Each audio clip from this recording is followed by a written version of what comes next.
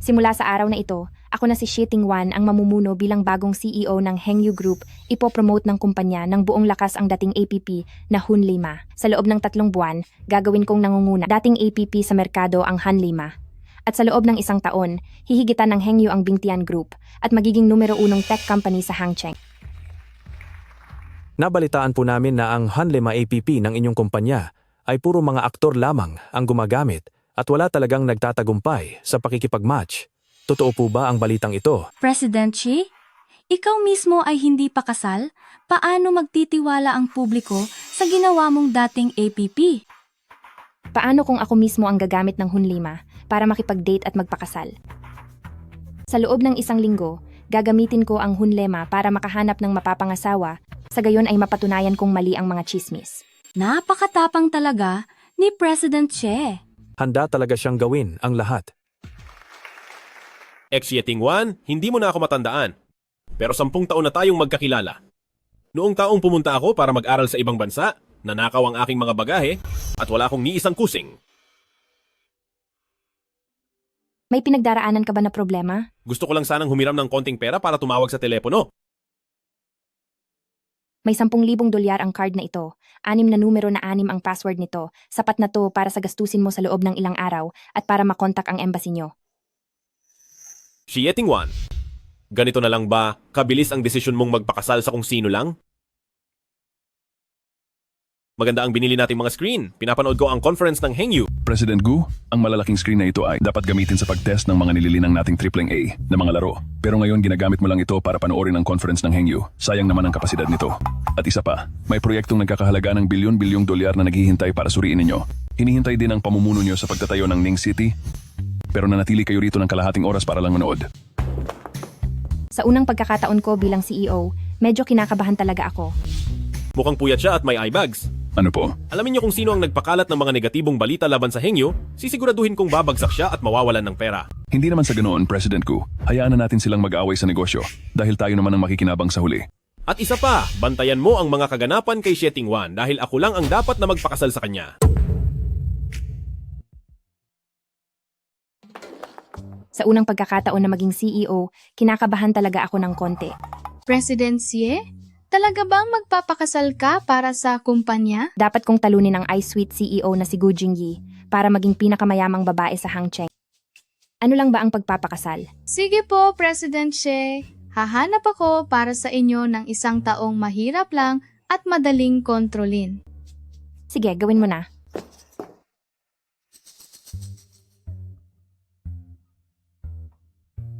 May 1 milyong dolyar sa card na ito? Umalis ka na? Ako ang makikipag-blind date kay Xie Tingwan. Akala mo ba tanga ako? Kapag naging asawa ako ni President Xi, kahit ilang 1 milyong dolyar pa ay makukuha ko. Sa totoo lang, ako ang ex ni Xie Tingwan, malamang. Ay hindi mo alam na kapag natutulog siya, hilik siya ng hilik at nagnangalit ang mga ngipin, pagkatapos mangulangot ay hahawak sa paa. At ang pinakamahalaga, alam mo ba kung ano ang mahilig niyang laruin?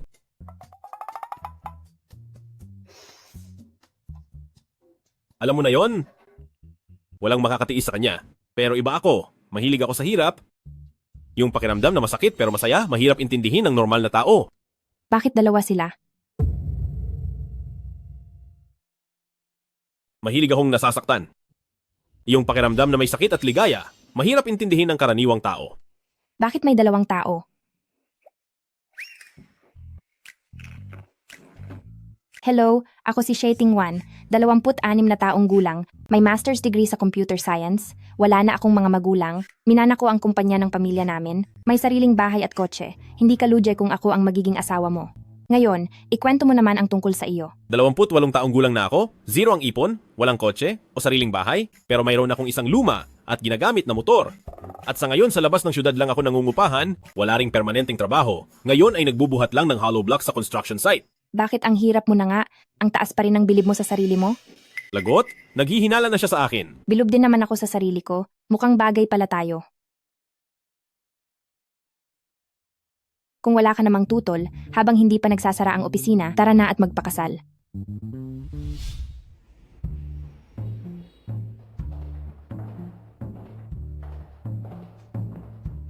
Gu Jingyi, ang presidente ng Bingtian Group. Gu Jingyi, CEO Bingtian Group. Parehong pangalan pero magkaiba ang tadhana. Siya ay tinitingala bilang pinakamayamang tao sa Hangcheng, habang ako naman ay isa lamang simpleng trabahador. Huwag kang mag-alala, tatalunin ko si Bingtian Group at magiging asawa ako ng pinakamayamang tao sa Hangcheng. Asawa ng pinakamayamang tao sa Hangcheng. Sa totoo lang, ikaw na iyon ngayon. Bakit ka tumatawa? Hindi ka naniniwala sa akin? Hindi, naniniwala ako. Naniniwala akong siguradong kaya mo iyan. Mabait ka rin palang tao. Huwag kang mag-alala, hindi kita ikukulong sa akin. Kapag lumipas na ang gulo sa APP, magdidiborsyo na tayo agad. Ang marriage certificate ay isang mahalagang dokumento. Mas mabuti pang ako na ang magtago nito. Sige na nga, tungkol naman sa diborsyo, pag-usapan na lang natin iyon sa susunod. May mas mahalaga tayong kailangang gawin ngayon. Tara.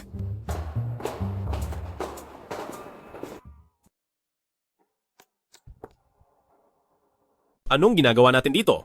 Bibiling bahay para sa pagsasama natin. Dapat umasta tayong parang mag-asawa, kundi ay baka mahalata nila na hindi tayo nagsasama. Anong gagawin natin?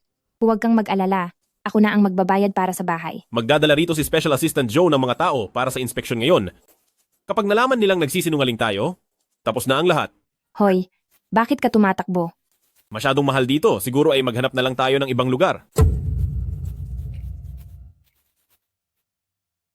Magdadala ng mga tao si Special Assistant Joe para sa inspeksyon ngayong araw, at kapag nabuking tayo, ay tapos na ang lahat.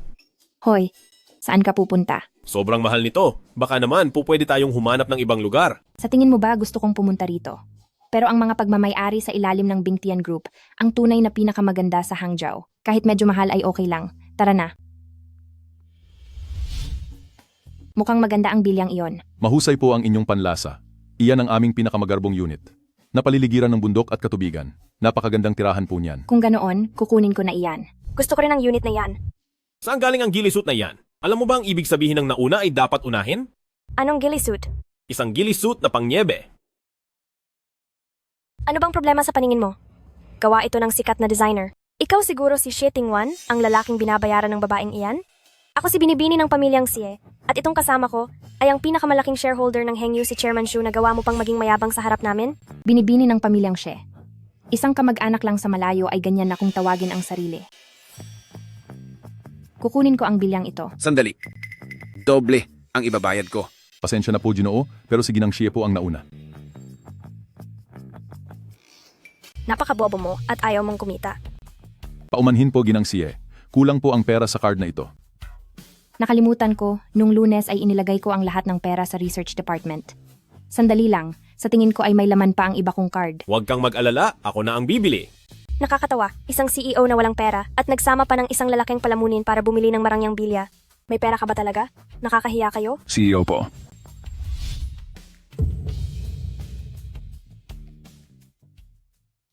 CEO.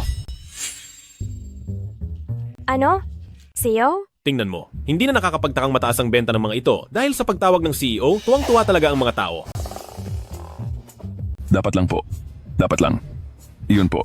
Ang mga customer ay pawang CEO. Akala ko naman kung anong klaseng sikretong pagkatao mayroon. Tanging ang mga taong may mataas na katayuan tulad ko ang makakabili ng pinakamahal na unit dito. Ano po kasi, ang unit na ito na pinakamahal sa lahat, kailangan po ng mataas na katayuan para mabili ito. Anong ibig mong sabihin? Isa siyang stockholder ng Hengyu. Medyo mababa pa po ang katayuan na iyan, pero kung ikaw ang CEO ng Hengyu, maaari pa siguro. Sandali, bakit mo? Hoy, sobrang tulis ng boses mo. Pinapasakit mo ang ulo ko. Umalis na nga kayo agad. Kapag naistorbo nyo ang mga kliyente ko, malaking problema iyan.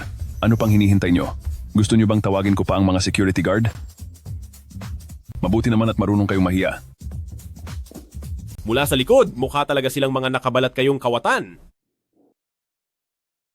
Hayes, kahit hindi tayo makakabili ng bahay ngayon, nakakatuwang makita ang dalawang talunang iyon. Masaya na ang pakiramdam ko. Tara na. Sandali po, President Xie. Para sa unit na ito, may karapatan po kayong bumili dahil sa inyong katayuan. Eksakto namang, kabubuhos ko lang ng pera sa isang investment. Medyo gipit ako ngayon. Napakaganda niyan. May ginagawa kaming promo ngayon. Kalahati na lang ang presyo ng bahay. Half price? Ayos iyan. Kunin ko na ang unit na ito. Huwag po kayong mag-alala. Aayusin ko na po agad ito. President Gu, nasiyahan ba kayo sa ipinakita ko? Anong half price? Dapat ay ibigay na iyan ng libre. Gumawa ka ng paraan para maibalik ang pera, kundi ibabawas ko iyan sa sahod mo. Wanwan, totoo bang bibili ka niyan para maging bahay niyo sa kasal? Paano kung ang lalaking iyan ay isa palang mukhang pera? Palagay ko hindi naman. Bakit hindi mo subukan? Mamaya pagdating ng titulo, isulat mo lang ang pangalan mo at isipin mo na lang na regalo ko ito sa kasal mo. Ano? Pero, nakuha na ang titulo ng bahay. Ang bilis naman. Hindi kaya pa simple na inilagay ng lalaking ito ang pangalan niya nang hindi ko alam? Bakit tanging pangalan ko lang ang narito? Ano pa nga ba dapat? Mali ang hinala ko sa kanya. Ang bahay na ito, bakit parang walang switch ng mga ilaw? Xiaotian, buksan ang ilaw. Ang gusaling ito ay may ganap na smart design. Paano mo nalaman? Ang impormasyon sa disenyo ng bingtiyan ay laging inililihim sa publiko? Ikaw ba ay? Ang gusaling ito ay may fully intelligent na disenyo. Paano mo nalaman? Ang impormasyon sa disenyo ng bingtiyan ay palaging pinananatiling lihim sa publiko. Huwag mong sabihing, Inaakala mo ba na minamaliit kita dahil hamak na trabahador lang ako? hindi. Curious lang ako kung bakit ang dami mong alam tungkol sa bahay na ito. Dahil ang bahay na ito ay personal kong pinaghirapang itayo mula sa simula. Oh, maganda ang pagkagawa mo. Bakit nagtatrabaho ka pa rin? Lipat bahay na natin, hindi ba dapat tayo mag-celebrate? Sige.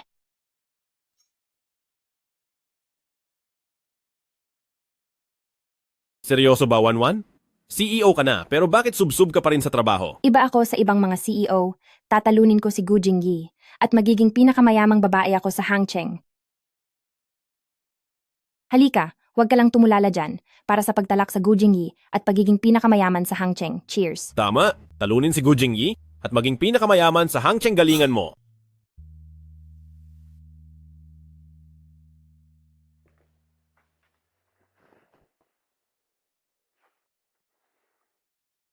Mukhang sa susunod, hindi na kita dapat hinahayaang uminom. Hoy! Pakisend sa akin ang mga dokumento. President Gu. Sige, ipadala mo sa akin ang impormasyon. President Gu. Narinig mo iyon. Kapag natalo ko na si Bingtian, sisiguraduhin kong President Gu na ang itatawag sa iyo ng lahat.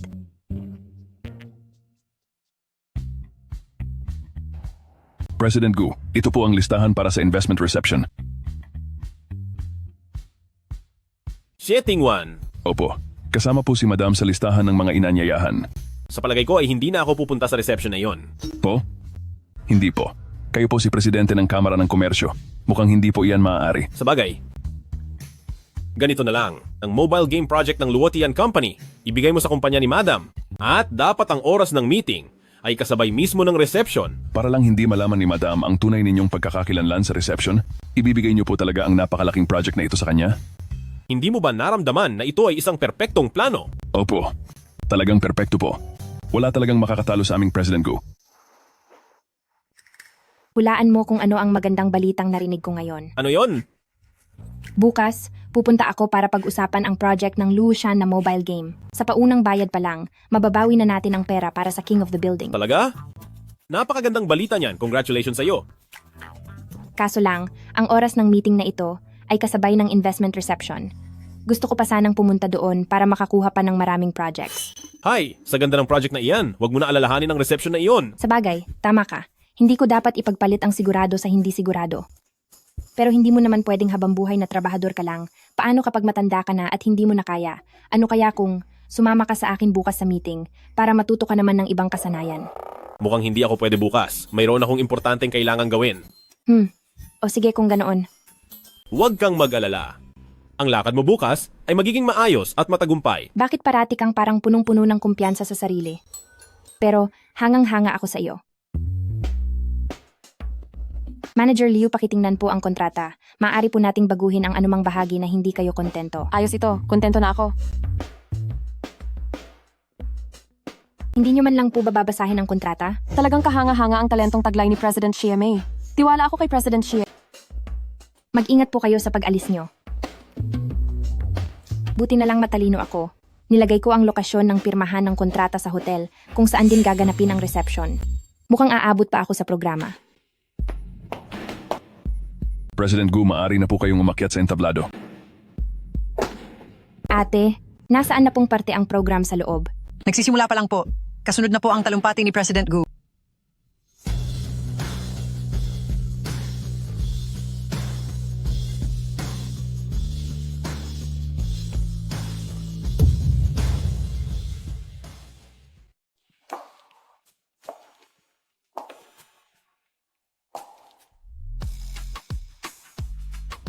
Gu Jingyi, ikaw ba talaga si President Gu?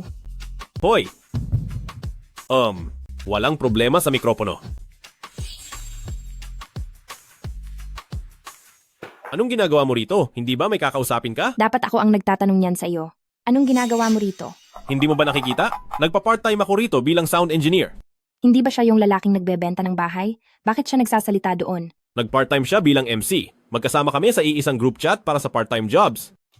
Huwag mo na masyadong pagurin ang sarili mo para lang sa pera.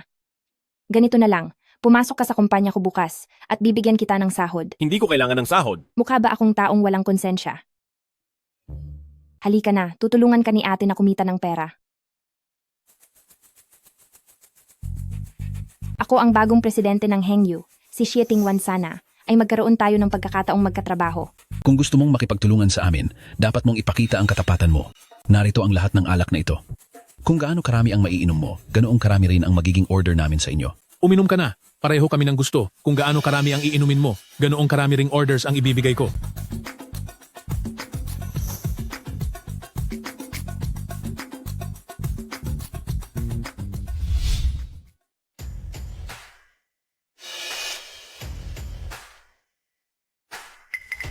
Anong tinitingin-tingin nyo? Assistant niya ako. Kung gaano karami ang mainom, ay ganoong karami ang order. Di ba? Ang isang basong ito, gaano karaming order ang kapalit?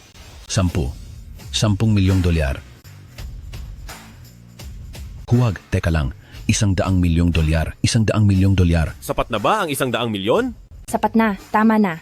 Sapat na ang 100 milyon. Hindi maaari. Mali ang nasabi ko. Nagkamali ako. Kami na lang ang iinom. Kahit gaano pa karami ang mainom namin, ibibigay namin ang mga order kay President Gu. Ang mga taong ito, baka nalasing na sila sa alak. Ganoon lang kadali, nakakuha agad ako ng napakaraming order.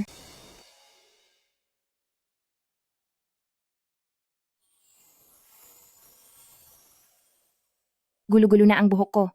Sino ka ba? Ako ang asawa mo. Asawa? Ulitin mo nga ang tawag mo. Asawa ko. Mabuti naman, mahal ko.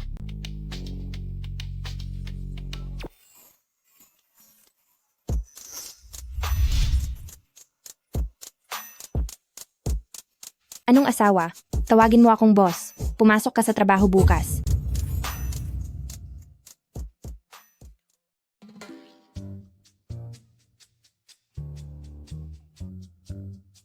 Ikaw? Nandito ako para sa posisyon ng assistant ng presidente. Nakakatawa ka. Sa panahon ngayon, ang mga lalaking umaasa lang sa mukha, nagawa na talagang maging ganito kawalang hiya? Bantayan mo ang pananalita mo. Simulan mo na ang pagpapakilala sa sarili. Ako si Gu Jingyi, isang software engineer na nakapagtapos sa Software Engineering Department ng Yale University. Nakikita kong maayos ang mga grado mo sa kurso mo. Bakit kulang ng 3 taon ang karanasan mo sa trabaho? Hindi ba't pandemya noong 3 taon na iyon? Kaya nanatili lang muna ako sa bahay. Ang mga sample ng gawa mo na ito, parang pamilyar sa akin.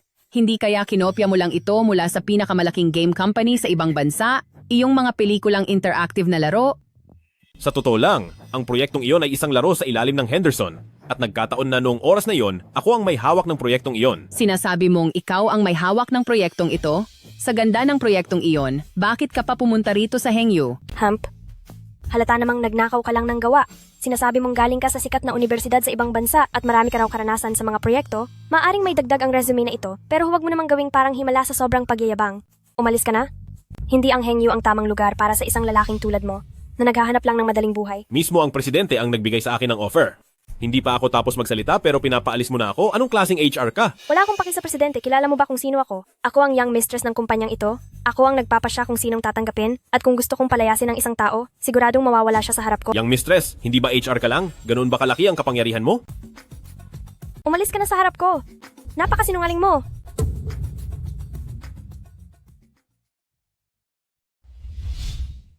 President Xi, Xie Tingwan, Peke ang resume ng lalaking ito. Hindi siya pwedeng pumasok sa kumpanya. Ano naman kung peke? Maganda ang resume ng assistant ko. Guwapo pa. Maganda siyang dalhin sa labas dahil nakakadagdag siya sa imahe ko. Sheting Wan, talagang nabulag ka na sa kapugian niya.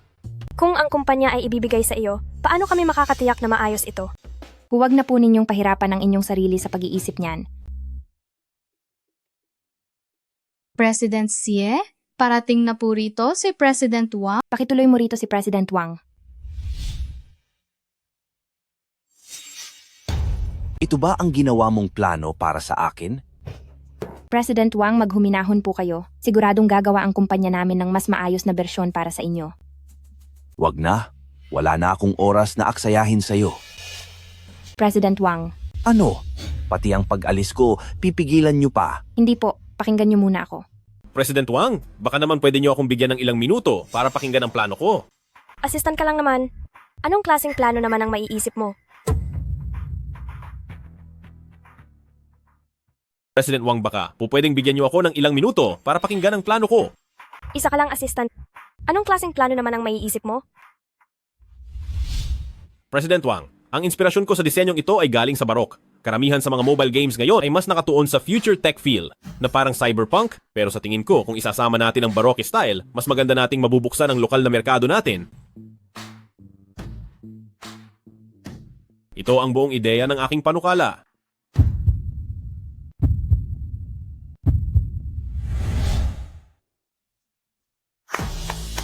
Maganda. Ito ang plano na hinahanap ko, President Xie. Ihanda mo ang kontrata. May talento ang batang ito. Sobra lang simple kung manamit. Hindi ko akalaing marunong siya nito. Nagkataon lang iyon. Eh bakit ikaw? Hindi ka makapagpakitang gilas. Ikaw, Sabi ni President Wang, masyadong simple ang suot mo, kaya gagawin nating mas magarbo. Gusto mo ba ang mga suit? Maayos naman. Kung ganoon, isusuot ko iyan araw-araw para sa'yo.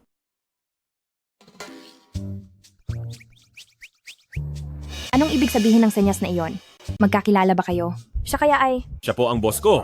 Dati akong nagtatrabaho rito. Sige po, boss. Ituloy nyo na ang ginagawa nyo. Ang galing mo pala at maraming talento, marunong mag-labor, marunong gumawa ng plano, at marunong din gumawa ng damit. Dahil dyan, bibigyan kita ng maraming damit. Mamili ka na.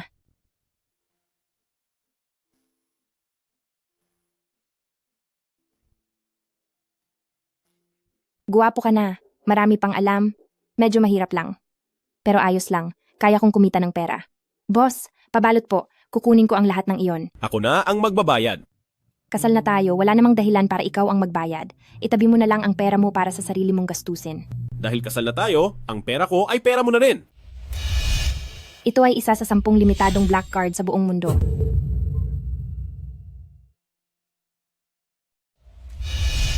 Ito ay isa sa 10 black card lamang sa buong mundo. Oh, kasi ano? Sticker lang yan sa card? Sa katunayan, isa lang itong ordinaryong card sa bangko. Galing din ito sa puso niya. Tatanggapin ko na lang pero hindi ko naman gagamitin.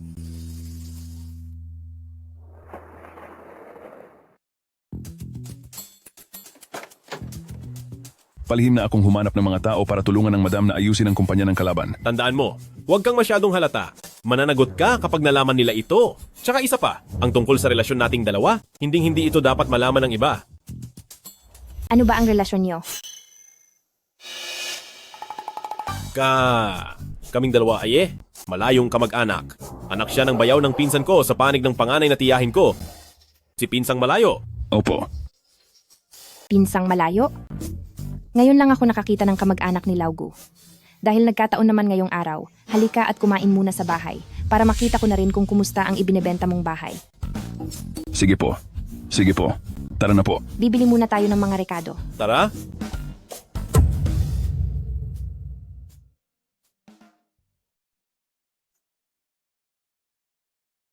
Huy, Jinggi, alam mo ba kung nasaan ang palengke rito? Oo naman, alam ko. Kaya lang, ang alam kong lugar ay nasa ilalim ng konstruksyon. May alam din ako. Pero ang alam kong iyon ay kasalukuyan ding inaayos. Sige, sa labas na lang tayo kumain. Sige po. Tara.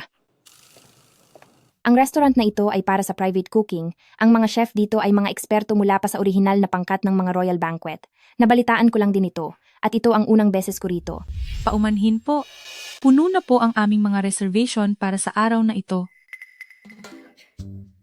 Hala, kailangan ba ng reservation? Ang sosyal na talaga ng mga restaurant ngayon.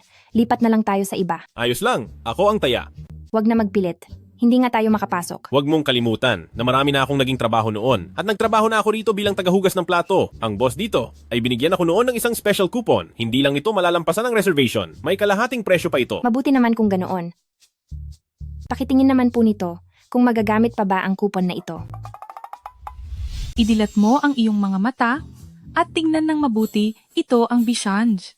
Hindi kami kagaya ng ibang restaurant na nakikita lang kung saan-saan anong mga discount promo ang pinagsasabi mo. Kung hindi nyo kayang kumain dito, lumayas na kayo. Bakit ganyan ka magsalita?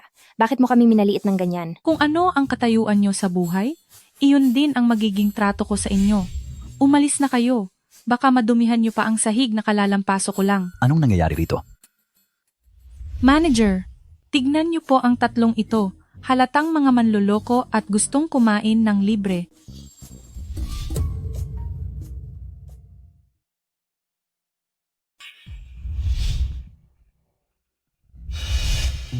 Hala! Teka. Hindi ba tinulungan ko lang naman kayong maghugas ng maraming plato noon? Hindi nyo na kailangang maging ganito kagalang. Nag-oobserba lang ako ng palihim, kaya huwag nyo munang ibubunyag ang pagkakakilanlan ko. Gaya po ng sinabi nyo, napakalaki po ng utang na loob namin sa inyong pagtulong. Kahit anong oras pa kayo pumunta sa aming restaurant, mananatili po kayong pinaka-importanteng panauhin namin. Manager, wala naman siyang appointment at mukhang wala pang pera. Bakit siya pinapayagang kumain sa ganito kagandang klase ng restaurant? Sino ang nagbigay sa iyo ng lakas ng loob na magsalita ng ganyan? Magbitiw ka na sa trabaho at lumayas ka rito. Hindi naman po kailangang umabot sa ganoon. Ang empleyado po ay sumusunod lamang sa mga patakaran ng establishmento. Opo, tama po ang sinabi nyo. Heto, magpasalamat ka agad sa kanila. Pasensya na po. Kung ganoon, pakitingin naman kung magagamit pa ba ang special voucher na ito. Pwede po, habang buhay nyo po itong magagamit. Sige po, dito tayo. Oy, Young Master Gu? Ang laking pagkakataon naman. Halika. Sige na, tara na, pumasok tayo. Mga pare, tingnan nyo kung sino ang dumating.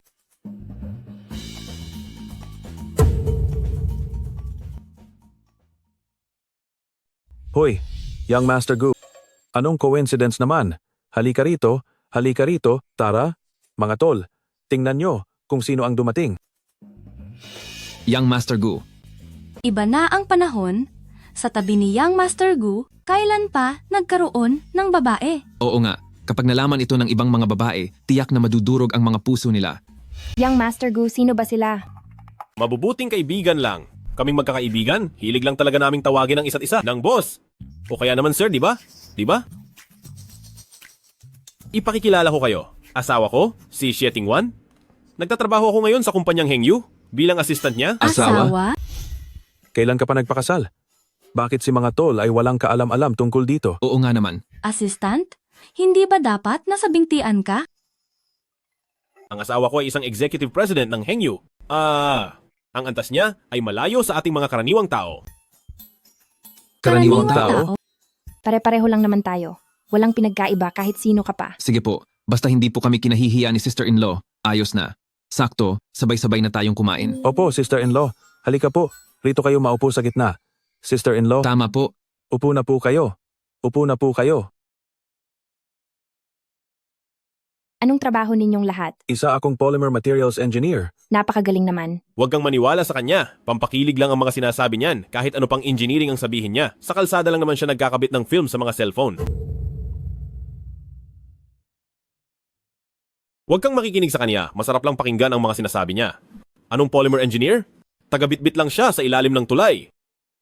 Sige na. Talagang ayaw mo akong pormahan sa harap ni sister-in-law, di ba? Ako, ang Regional Resources Regeneration Management CEO. Tagakuha lang ng basura. Sister-in-law, isa akong dalubhasa sa pagpapalambot ng mga high-end na pagkain. Inaalagaan ka lang ng mayamang babae para sa iyong itsura. Young Master Gu, ibinuko mo kaming lahat. Wala ka man lang iniwan sa amin sa harap ni sister-in-law. Paano na ang reputasyon namin? Magkakaibigan naman tayo. Hindi ko iyon pinapansin. Pero Mahirap makapasok sa bisyong gekayo. Kami? Lahat kami ay nakapagtrabaho na rito bilang tagahugas ng plato. Tama, kaming magkakaibigan na nakapagtrabaho na rito nakapagtrabaho bilang mga tagahugas ng plato. Oo. Mukhang mahirap din ang pinagdaanan ng mga kaibigan mo. Libre ko na ang hapunan ngayong gabi. Wag na, ako na ang magbabayad. Kahit may discount card pa, medyo mahal pa rin ang pagkain dito. President naman ako ng kumpanya, kaya hayaan mo nang ako na. Oo nga, hindi naman dapat ang president ang nagpapalibre, di ba? Sabi ko, nang ako na ang bahala. Sa susunod ka na bumawi. Masaya akong makilala kayong lahat. Sagot ko na ang gabing ito. Napakagalante mo talaga, sister-in-law. Magkano po? Ang kabuuang nagastos nyo ay 500,000 dolyar. Ano? Magkano lahat? 500,000 dolyar po lahat ang nagastos ngayong araw. Ano? Kahit na ginamit ko na yung half-price discount coupon, 250,000 dolyar pa rin? Opo, ma'am. Sige lang, wag mataranta. Normal lang ito. Hindi ko pwedeng ipakita na kahit isa akong CEO, ay wala naman talaga akong ganoon kalaking pera. Naaalala ko na ang Bishunj ay may paraffle at may chance na maging libre ang lahat. Wala naman po kaming ganoon. Dito sa Bisyongge, wala pa kaming ganoong klase ng promo. Baka po nagkakamali kayo, sir. Ilang araw ka pa lang ba dito? Bakit ganyan ka magsalita? Ilang taon na po ako dito, pero wala pa po akong nababalitaang may pa-free meal kami dito. Meron. Nakalimutan ko lang po dahil sa sobrang busy. Basta umabot sa 100,000 dolyar ang bill, may pagkakataong manalo para maging libre ang lahat, medyo mababa lang talaga ang tsansa. Sige, susubukan ko. Isang beses lang. Sige po. Wow, nanalo po kayo. Kayo ang kauna-unahang customer na nanalo dito sa amin. Talaga? Nanalo tayo. Napagtanto ko na basta kasama kita, nagiging napakaswerte ko. Mananatili kang maswerte habang buhay.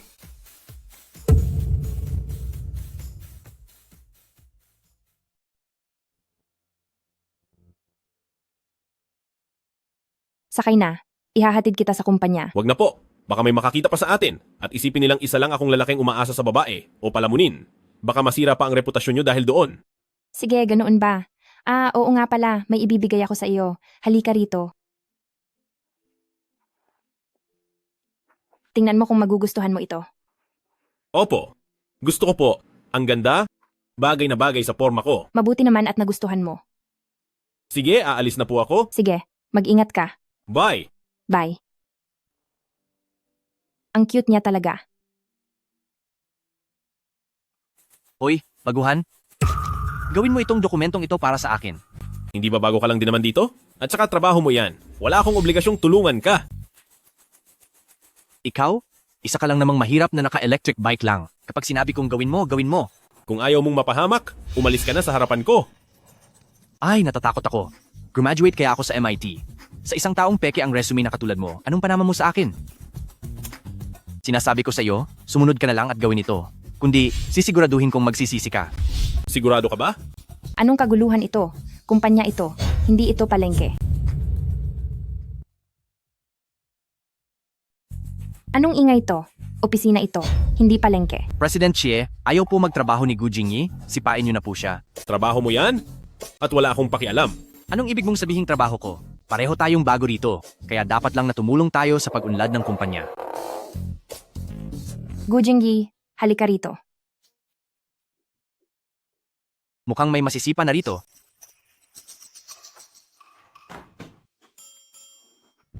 Hulaan niyo kung ano ang balita ko. Anong balita? Balita ko. Ang asawa ni President Xie ay narito lang sa opisina natin. Ano? At sabi nila, isa siya sa mga bagong dating noong Lunes. Ang mga pumasok noong Lunes ay sina Liu Zihao at Gu Jingyi, hindi kaya? Sa tingin ko, ang asawa ni President Xie ay siguradong galing sa mayamang pamilya. Hindi lang mayaman, dapat magaling din ang pinag-aralan at maayos na tao.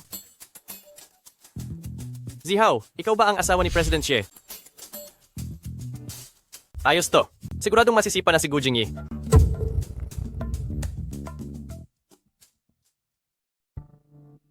Ano bang nangyayari sa inyo sa labas kanina? Hindi ka ba komportable sa trabaho mo? Papatalsikin mo na ba ako sa trabaho? Ano bang iniisip mo?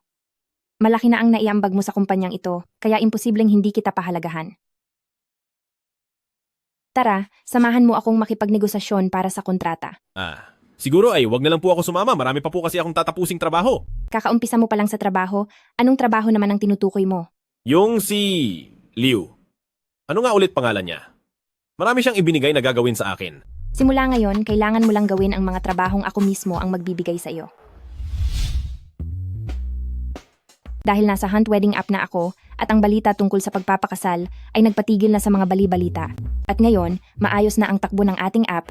Ang susunod nating gagawin ay ang paggamit ng kwento ng kasal ko bilang tema para makagawa ng marketing plan upang mas lalong makilala ang ating app. Kung mayroon kayong mga magagandang suhestiyon, huwag kayong mahihiyang magsabi. President She, pwede po tayong gumawa ng mga commercial o kaya naman ay mga short video kung saan gagawin namin kayong celebrity couple. Huwag na lang, ayaw kong lumabas siya sa camera. Sa marketing na ito, mas magfo-focus tayo sa mga artikulo. Kung artikulo po ang basehan, mas mainam kung madalas nating ma-interview si Liu Zihao.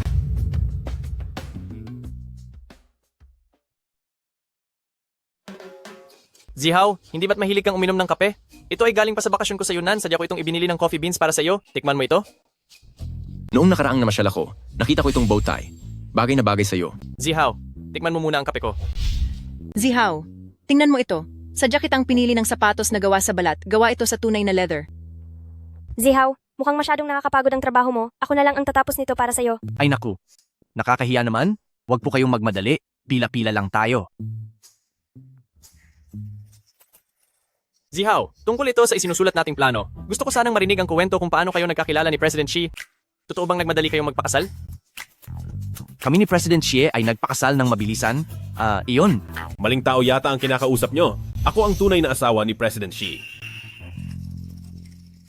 Gu Jingyi, baka naman hindi ka pagising? Nananaginip ka pa ba? Naghahangad ka ng imposible? Ang asawa ni President Xi ay siguradong ang ating si Zihao na isang matalinong graduate. Ikaw na isang mahirap na pati resume ay kailangang dayain. Dapat ay magpakasal ka lang sa janitor na ang sweldo ay 3,000 dolyar. Hindi mo deserve ang ating si President Xi. Idilat mo ng mabuti ang mga mata mo at tingnan ito. Ang relo ko ay galing sa Patek Philippe. Siguro ang relo mo ay nabili lang ng mura online, no? Saan mo nakukuha ang kapal ng mukha mo para sabihing asawa ka ni President Xi? Patek Philippe? Naglalakad-lakad ka na may suot na peking relo? Hindi ka ba nahihiya sa ginagawa mo? Anong ibig mong sabihin? Gu Jingyi, sabihin mo na lang kung nagagalaiti ka sa inggit. Si Zihao ay galing sa mayamang pamilya, kaya paano siya magsusuot ng peking relo? Ikaw na puro mumurahing gamit lang ang suot, nakakita ka na ba ng tunay na relo? Kung hindi ka naniniwala, pwedeng pumunta tayo sa shop para ipasuri iyan. Tara na, hindi kami natatakot sa iyo. Zihao, hindi kaya ang relo mo ay talagang peke lang? Paano mangyayari iyon? Masyadong mahalaga ang oras ko. Wala akong panahon para makipaglaro sa kanya. Bakit na naman kayo nagkakagulo rito? Wala ba kayong ibang magawa sa buong araw? Narito kayo sa kumpanya para magtrabaho. Kung ayaw nyo nang magtuloy, pumunta kayo sa HR para kunin ang sweldo nyo. Gu Jingyi, sumunod ka sa akin. Hindi ako pumapayag. Huwag mo nang asahan iyan. Nagagalit na si President Xi. Itong si Gu Jingyi. Siguradong masisante na siya.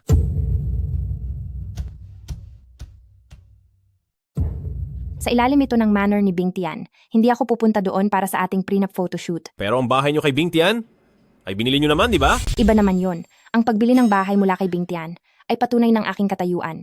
Pero kung sakaling sa manor ni Bing Tian tayo kukuha ng litrato, mapapatunayan lang noon na pati ang panlasa ko ay hindi ko malalampasan ang sa kanya.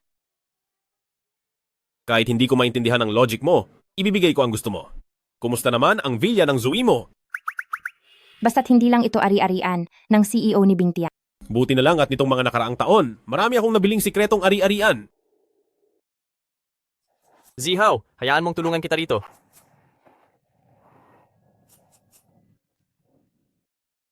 Sa susunod na makikipag-date ako kay Tingwan, siguradong pupurihin kita sa kanya. Zihao, bakit po hindi dumating si President Xi ngayon? Si President Xi kasi ngayong araw. Nasa prenup photoshoot si President Xi ngayong araw? Hindi nyo alam? Ano? Nagpapakuha ng litrato para sa kasalang boss?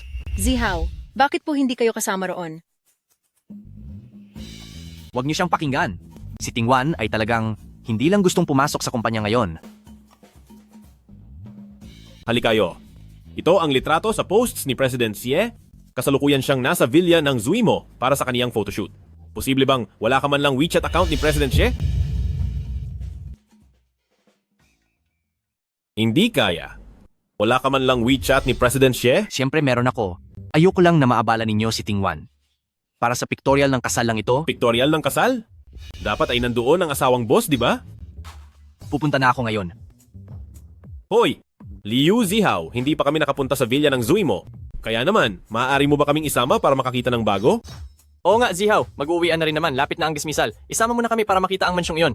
Kasama iyon sa top 10 na pribadong mansyon sa Hangcheng. Zihaw, isama mo naman kami doon. Pero, ano kasi? Huwag mong sabihing, hindi ikaw ang bida sa kasalang ito. Siyempre ako ang bida. Sige, isasama ko kayo.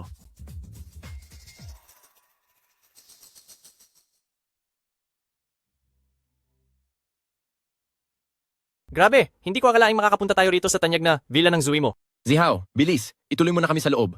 Ha? Nako, naiwan ko pala ang susi. Pwede bang sa ibang araw na lang?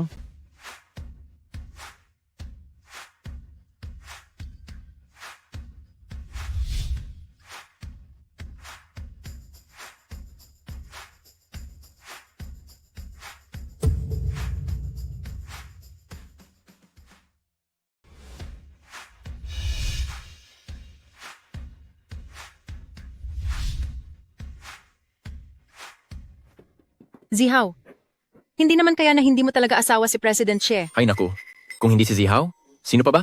Posible bang yung hampas lupang si Gu Jingyi ang asawa niya? Pero may door card si Gu Jingyi. Si Gu Jingyi ay assistant lang ni Tingwan. Natural lang na may door card siya, di ba? Sa bagay, Iba talaga si President Xie. Pati pagkuha ng wedding photos ay sa ganitong marangyang resort ginagawa. Dapat lang. Ang wedding photos namin ni Tingwan ay kailangang kunan sa pinakamagandang lugar.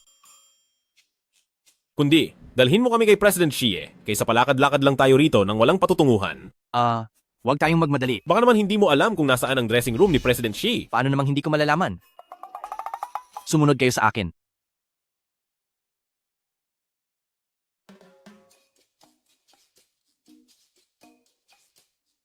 Zihaw, bakit walang tao? Mali yata ang pinuntahan natin. Hindi naman ako nagme-makeup, kaya natural lang na hindi ko agad mahanap ang dressing room. Tama, lalaki si Zihaw. Bakit naman siya gagamit ng dressing room? Ayos lang. Kung ganoon ay tawagan mo na lang si President Xie, hindi ba?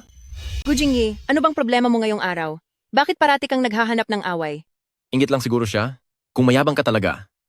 Sige, tawagan mo si President Xie.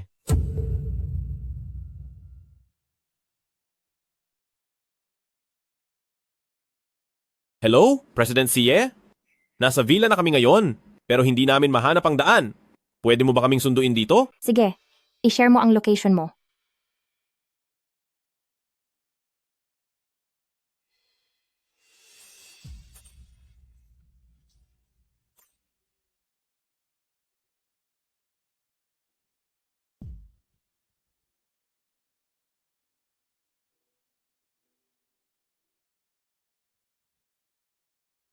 Anong masasabi mo? Napakaganda.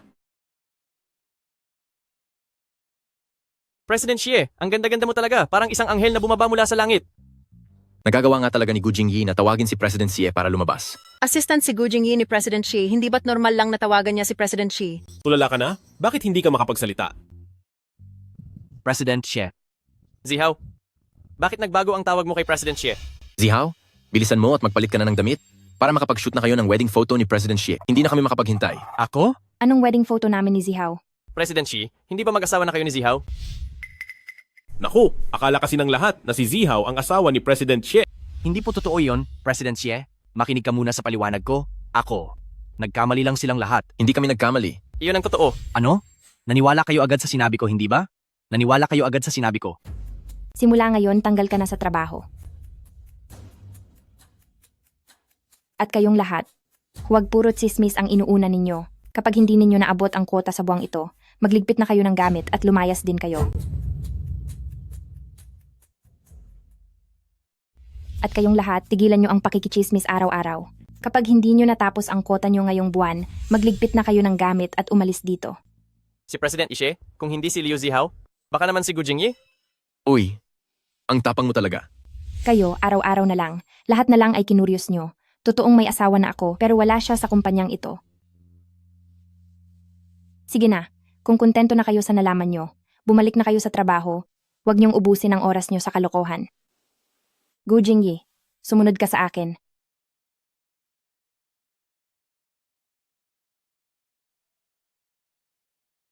Bakit parang malungkot ka? Inaapi ka ba nila kanina? Ako ang bahala sa iyo.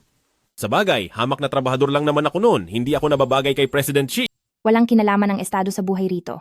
Kung pakiramdam ko ay hindi tayo bagay, hindi ako papayag na magpakasal sa iyo. Huwag kang mag-alala. Pagkatapos makalampas ng kumpanya sa pagsubok na ito, makikipaghiwalay na ako sa iyo? Ang humiling pa ng formal na pagkilala ay masyado ng kawalan ng isip. Huwag kang magsalita ng ganyan.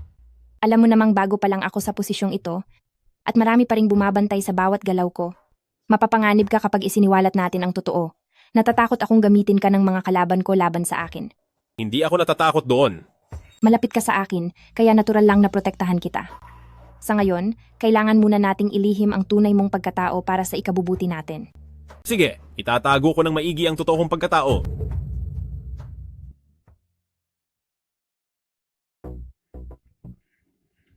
Napakarogante ni Sheting Wan. Lahat ng pinaghirapan kong hanaping matatalinong empleyado ay pinalayas niya. Kuya Mudong, ang masamang babaeng si Sheting Wan na yan ay talagang binabangga ako. Huwag kang mag-alala, gagawa ko ng paraan para si Sheting Wan ay mapahiya at mapatalsik sa kumpanya para makaganti sa kanya. Bakit? Anong nangyari? Paalis na sana ako para makipag-usap sa investor. Wala naman akong ginagawa ngayon, kaya sasamahan na kita. Siguro kung hindi ko siya isasama, baka mawalan siya ng kumpiyansa. Sige, sabay na tayo.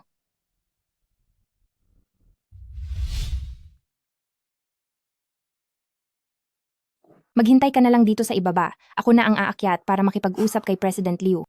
Sige po.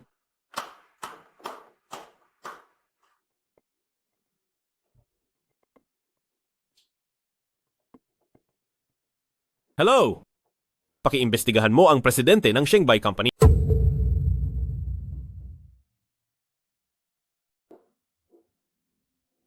President Liu. Magandang araw po.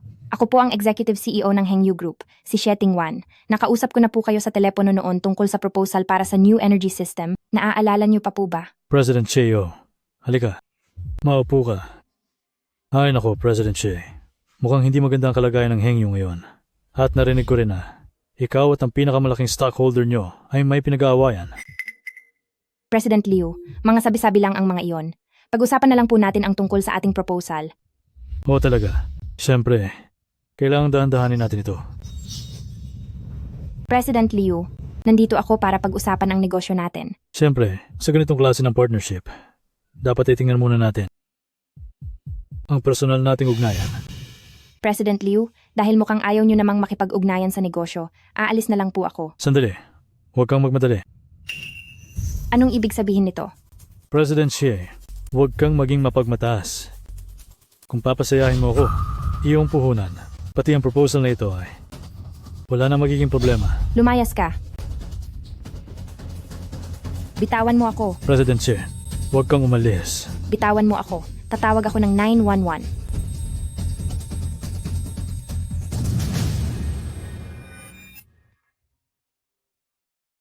President Gu, nakuha ko na ang impormasyon. Ang amo ng Shanghai Company, isa siyang masamang tao. President Xi. Sino ang nagbigay sa iyo ng lakas ng loob na hawakan ang babae ko? President Xi. Sino ang nagbigay sa iyo ng lakas ng loob na hawakan ang babae ko? Sino ka bang walang hiya ka? Ako. Sino ako? Ipapaalam ko sa iyo ngayon kung sino ako. Huwag kang gagawa ng masama. Maayos ka lang ba? Maghintay ka sa labas.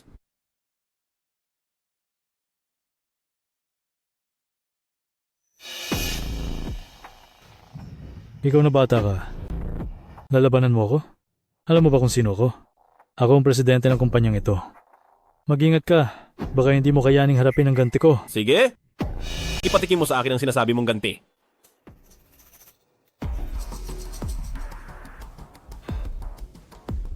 Putulin ang daloy ng pondo ng Shanghai Company at saka i-blacklist ng habambuhay ang Shanghai Company. Puputulin ang daloy ng pondo ko? Akala mo ba ikaw si Gu Jingyi? Puputulin ang daloy ng pondo ko? Hello? Masama ang balita, President Liu.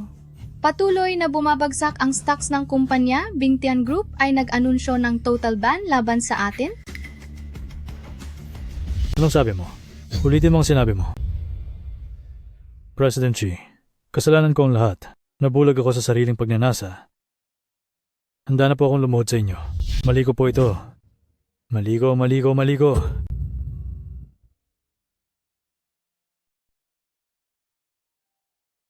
Kayo ni Xie Tingwan. Ano ang nangyari sa loob kanina? Bakit biglang nagbago ng husto ang ugali niya? Hindi ba nagtrabaho ako sa restaurant noon at hindi sinasadyang narinig ko ang mga masasamang gawain niya? May hawak akong ebidensya laban sa kanya, kaya siya natatakot. Ganoon pala. Bakit tila tuwing magpa-part-time ka ay laging perpekto ang timing mo? Tama ka.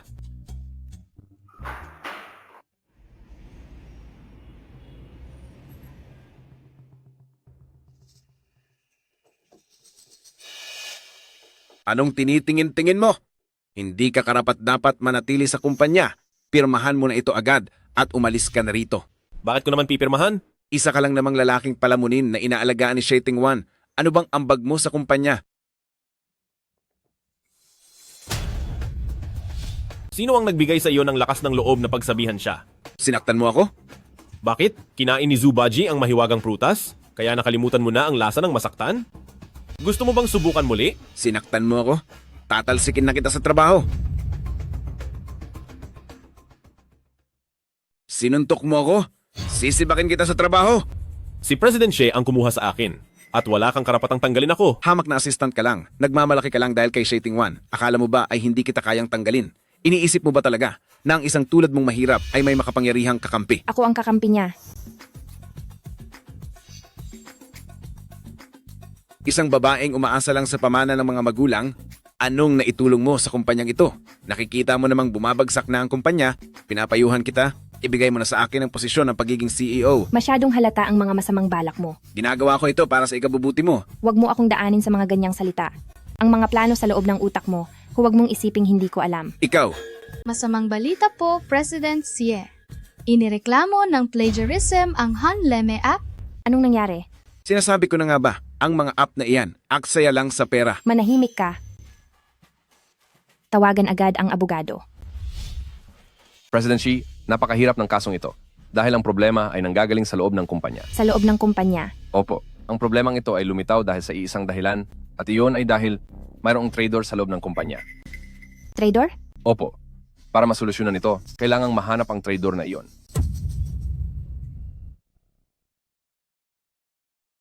Makinig po muna kayo. Itigil niyo muna ang lahat ng ginagawa niyo. Anong nangyayari dito? May kasamang napakaraming tao si President Xi. Huwag niyong sabihing may aarestuhin sila.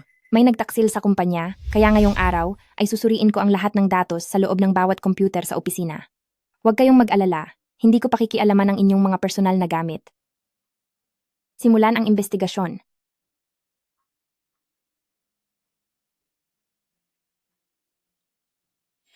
Hala, ang ginagawa kong plano. Huwag niyo pong pakialaman yan. Hoy, teka lang. Ang mga rendering ko. Sayang ang trabaho ko buong umaga. Huminahon po kayo. Doble ang magiging sahod niyo ngayong araw at pagkatapos nito ay maaari na kayong umuwi. President Xie, matagal na po kaming empleyado sa kumpanyang ito at naging maayos naman ang lahat sa nakalipas na mga taon. Tama po si President Xi. Ang mga bago lang naman ang pumasok sa kumpanya at saka pa nagkaroon ng ganitong gulo. Si Gu Jingyi. Sigurado akong si Gu Jingyi yon. Mukhang peke pa ang resume niya noong simula pa lang. At kung pag-uusapan ang tungkol sa masamang intensyon sa kumpanya, siya ang pangunahin sa listahan. Magsalita ka lang kung may ebidensya ka na. Nahanap ko na kung saan nanggaling ang kumalat na impormasyon sa computer na ito. Sa computer po ni Gu Jingyi, President Xie, hindi nga ako nagkamali sa hinala ko. Kung sasabihin ko sa'yo na, hindi ako, maniniwala ka ba sa akin? Nahanap ko na. Ang pinagmula ng leak ay mula sa computer na ito, ang computer ni Gu Jingyi. President Xie, tama ang hinala ko, di ba? Kung sasabihin kong hindi ako, maniniwala ka ba sa akin? Sasabihin mong hindi ikaw dahil ayaw mong umamin? Computer mo ito, imposible naman na may ibang gumalaw ng computer mo, di ba? Oo. Siguradong may gumalaw ng computer ko. Nabura lang ang mga lihim na file, pero hindi pa ito tuluyang nawawasak. Kaya, posible pa itong mahanap. Ilabas niyo agad ang mga CCTV footage ng kumpanya. President Xie, nasira po ang mga CCTV nitong mga nakaraang araw. Kasalukuyan pa po itong kinukumpuni. Lahat ng ebidensya ay itinuturo si Gu Jingyi. Ano pa bang idadahilan nyo? Tama. Lahat ng pinaghirapan namin ay nawalan na lang ng saysay. President Xie, tanggalin niyo na po si Gu Jingyi. Wala siyang dalang kundi gulo. Hindi tama na husgahan na lang siya agad. May paraan ka ba para mapatunayang wala kang kasalanan? Meron? Pero ang gusto ko lang malaman, nagtitiwala ka ba sa akin? Siyempre, nagtitiwala ako sa iyo. Sige, iyon lang ang mahalaga sa akin. President Xie, hindi kaya susubukan niyang sirain ang anumang ebidensya? Huwag kayong mag-alala. Na-recover ko na ang mga binurang file. Wala naman itong kasamang mga mahalagang impormasyon. At saka, nung ginamit ang file na ito, wala ako sa loob ng kumpanya. Magkasama tayong kumuha ng wedding photos. Naniniwala ako sa iyo. Nagtitiwala ako sa iyo. Ang usaping ito, kailangan pa rin nating solusyonan. Hindi nakuha ng kabila ang mga pangunahing datos. Ibig sabihin ay hindi nila ito pwedeng kopyahin. May kakilala akong mahusay na abogado. Matutulungan niya tayo rito. Hindi nakuha ng kabila ang mahahalagang impormasyon? Ibig sabihin nito ay walang posibilidad na may nangyaring nakawan ng gawa.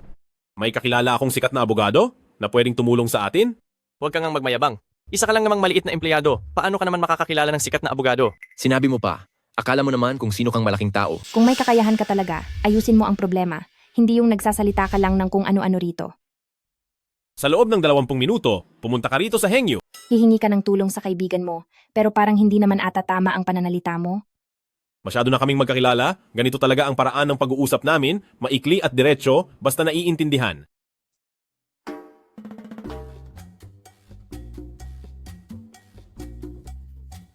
Salamat, kaibigan. Ikaw talaga ang laging nandyan para sa akin. O sige, walang anuman, kaibigan. Ganyan po ang buong sitwasyon. Sige po, wag po kayong mag-alala. Maayos natin ang bagay na ito. Maraming salamat po kay Attorney He. Kadalasan ang mga hawak ko ay mga kaso ng malalaking kumpanya. Ang kasong ito, para sa akin, ay napakadali lang na trabaho. Si Attorney He ay kilalang dalubhasa sa industriya. Magkano po kaya ang magiging bayad dito? Attorney He ay isang sikat na dalubhasa sa industriya. Magkano po kaya ang kailangang bayad para sa pagdalo nyo? Hindi na kailangang magbayad. Mabuting kaibigan ko si Jingyi.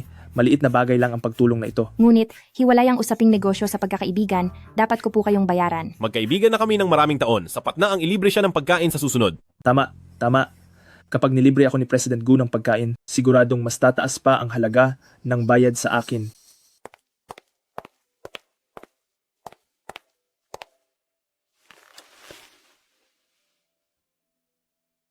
President C, trending na po kayo online? Tingnan niyo po.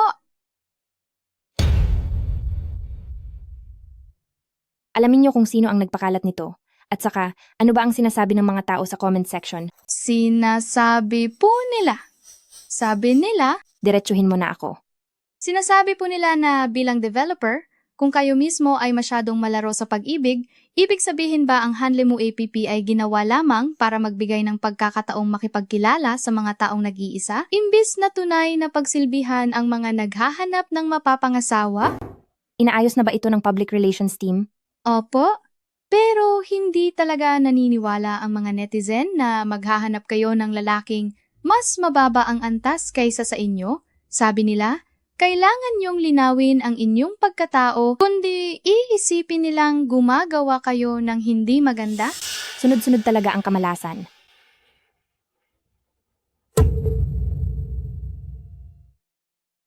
Ayusin nyo ito sa pinakamabilis na paraan. Tanggalin nyo ang trending news na iyan. Ngayong alas 3 ng hapon, kung hindi pa rin na itatama ang gulong ito, hayaan mong ang public relations team ang humarap sa consequences nito. Anong itatama? Mali lang ang narinig mo. Ang sabi ko ay magpahinga na.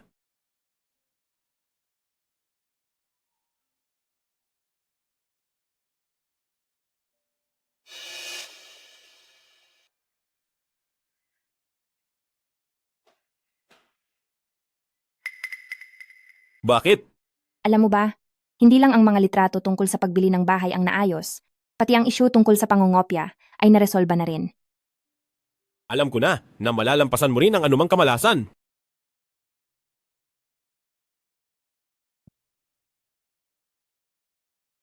Mauuna na akong magsalita, Sheting Wan. Ay hindi na karapat-dapat na maging executive president. Kung hahayaan pa natin siyang mamuno sa kumpanya, siguradong babagsak tayo sa huli. Pero ang shares ni Sheting Wan ay masyadong mataas.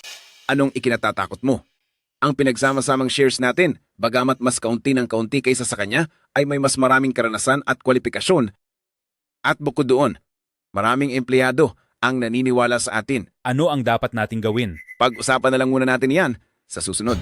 Gagawa ko ng paraan para si Sheting Wan ay mabigla sa ating susunod na hakbang. Naku, masamang balita ito, President Xie. Bukas na bukas din, humanap kayo ng taong tatapos sa kanya. Si Sheting Wan, ano ba itong ginagawa mo? Hindi mo ba nakikita na kasama ko ang mga shareholders na ito at mayroon kaming meeting dito? Sa akin ang kumpanyang ito, kaya pupunta ako kung saan ko gusto.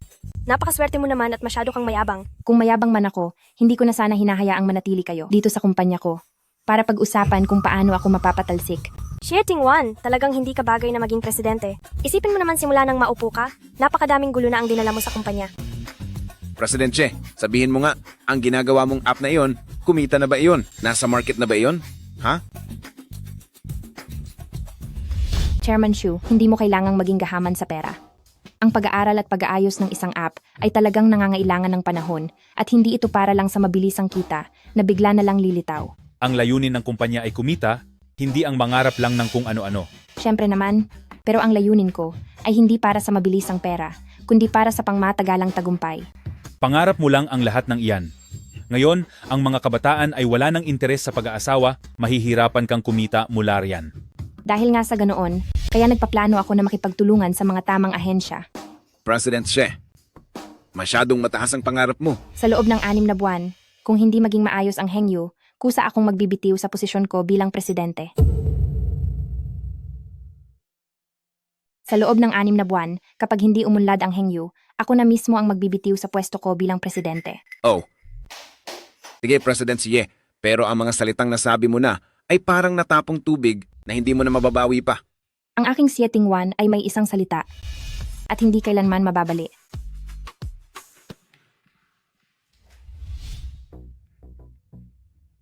Huwag kang mag-alala.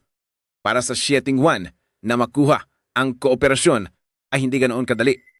Siguradong hindi natin siya hahayaang magtagumpay.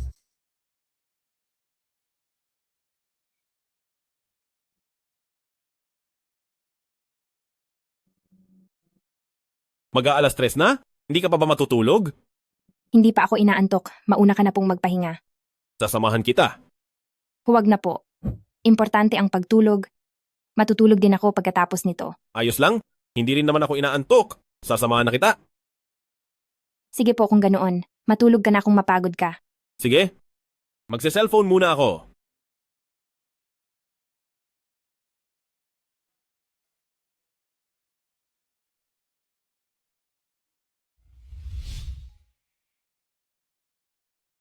Salamat sa pagtitiyaga.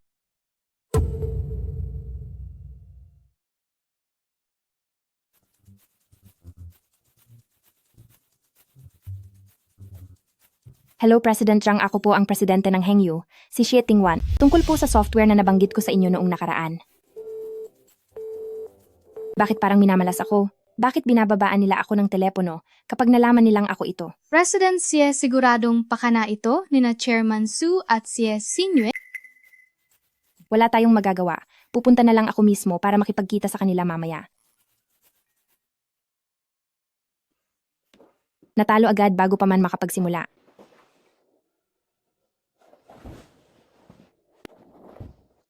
Sabihin mo sa akin, anong nangyari? Nakikipag-usap ako ngayon sa mga kumpanya, sa industriya para sa isang partnership, pero sa tuwing pinapakilala ko ang sarili ko, binababaan agad nila ako ng telepono. Huwag kang mag-alala, lahat ng iyan ay magagawa ng paraan. Naniniwala ako sa iyo sa tuwing sinasabi mo iyan. Iimbestiga mo kung sino ang nasa likod ng pananabotaheng ito. At isa pa, isend mo sa akin ang buong listahan ng mga kumpanyang katrabaho natin. Huwag kang pakahuli, kundi ikaw ang mananagot sa akin.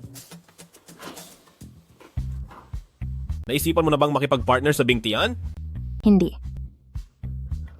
Ang kagustuhang talunin ng Bing Tian ay hindi nangangahulugang hindi ka pwedeng makipagtulungan sa kanila. Minsan, ang pagtrato sa kanila bilang kumpanyang kapareha ay maaaring makabuti para sa ating kumpanya. Inanunsyo ko na sa harap ng lahat na tatalunin ko ang Bing Tian. Sa tingin mo ba ang Bing Tian ay makikipagtulungan pa sa akin? Maaaring hindi bale sa boss nila iyon. Sa huli, negosyo at kita pa rin naman ang mahalaga. Dahil pinili kong maging kalaban ang Bing Tian, hindi ko sila basta-basta magagawang ituring bilang partner. Gawin natin ito. Palaging maganda ang swerte ko. Pakita mo sa akin ang listahan ng mga kumpanya. Hayaan mong pumili ako ng ilan. Baka sakaling gumana ito.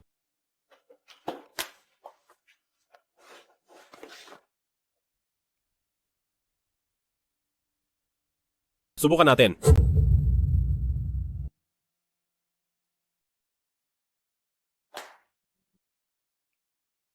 Mahalaga ang partnership natin ngayong araw, kaya hindi tayo dapat magkamali. Huwag kang mag-alala. Tara. Hindi ba at maaga tayo ng 20 minuto? Bakit narito na silang lahat? Hindi mo ito kasalanan. Nakasanayan na lang po naming mauna sa usapan. Kung ganoon, mas aagahan ko po sa susunod. Nako, hindi po. Kahit mahuli po kayo, ayos lang.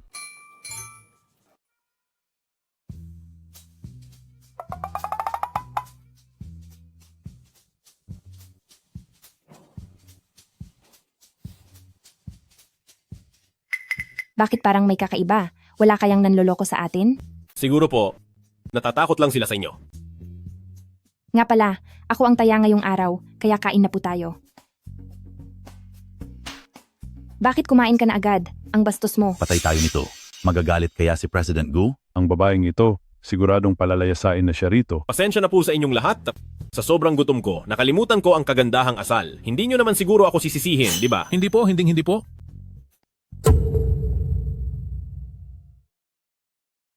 Dahil napakabait niyo pong lahat, kung ganoon ay hindi na natin kailangan pang sumunod sa formalidad. Uminom muna tayo ng kaunti, tsaka na natin pag-usapan ang kontrata. Halina kayo, tagay para sa ating lahat.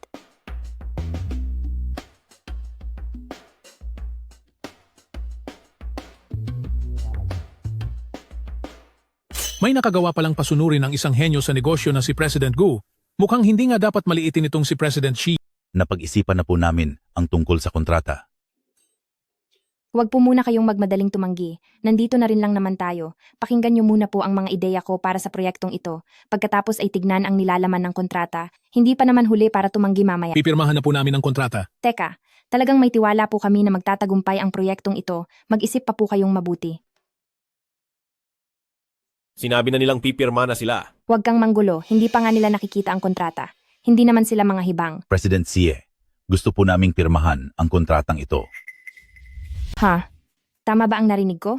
Opo, tama po ang narinig nyo. Hindi naman ako lasing.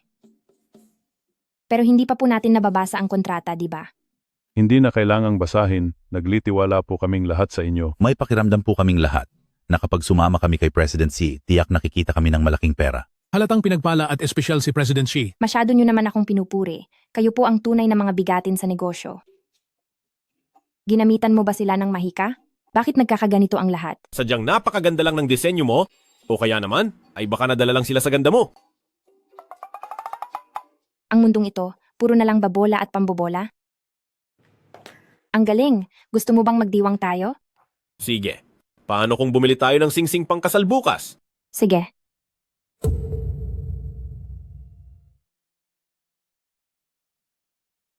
Ang pares ng singsing na ito ang pinakabagong disenyo sa aming shop. At isa lang ang ganito. Bagay na bagay po sa kamay nyo. Maganda nga siya. Pero kailangan ko pa ring isaalang-alang ang dignidad ni Gu Jingyi. Ito na lang ang susubukan ko. Iisa lang ang wedding ring, kaya bilhin mo na ang gusto mo. Huwag kang mag-alala, kaya ko itong bayaran. Tama ka. Dapat talaga ay gusto mo ang wedding ring mo. Sige na, ako na lang ang magbabayad. Wala naman sigurong panuntunan na dapat laging ang lalaki ang magbabayad. Kukunin ko na itong suot ko. Ang presyo po ng pares na ito ay $2 milyong. Ako na. Hindi okay lang, ako na. Sheting Wan, napakakaawa mo naman. Pati singsing, kailangan mo pang bilhin para sa sarili mo. Ikaw namang lalaki, talagang umaasa ka lang sa kanya. Bakit? Ang perang binigay niya sa'yo, hindi ba sapat para pambili ng wedding ring? Nag-toothbrush ka ba ngayong umaga? Isara mo ang mabaho mong bibig. Nagpalit ba ng balat ang gilisut? Nagmukhang katulong na? Anong gilisut ang sinasabi mo at hindi ako mukhang katulong? Gawa ito ng sikat na designer, ikaw na from di ka, may alam ka ba sa fashion? Isang mamahaling gilisut. Ikaw ang mukhang naka-camouflage na outfit, ikaw ang mukhang katulong. Mamahaling designer brand to. Isa kang hamak na promdi. May alam ka ba talaga? Mamahaling camouflage outfit pala. Sheting Wan, tumatawa ka pa. Pagsabihan mo nga, yang kasama mong lalaki na kung ano-ano ang sinasabi. Ayusin mo muna. Yang utak mo, mukhang umaapaw na sa tubig. Bakit ang yabang mo, Sheting Wan? Ang balitang nag-aalaga ka ng lalaking umaasa lang sa pera mo ay kalat na sa buong circle natin. Sa tingin ko, dapat ginagawa lang ng mga babae ang dapat para sa kanila. Ibigay mo na ang pwesto kay Kuya Mudong. Maghanap ka na lang ng mapapangasawa. Imbis na mag-aksaya ng oras sa kung sino-sino sa labas. Mukhang malubhana ang sakit mo. Ang bill po namin. Binayaran na po ng ginong ito kanina. Sige, tara na. Hindi ka pa ba tapos? Sheting Wan, kamalasan ka talaga. Hindi sapat na wala na ang mga magulang mo dahil sa malas mo? Pati ba kumpanya idadamay mo pa? Ako ang iyong ate at nagawa mo akong saktan? Mag-isa lang akong anak ng nanay ko, kaya huwag kang umasta na parang magkamag-anak tayo. At isa pa, subukan mong sabihin ulit ang mga iyon.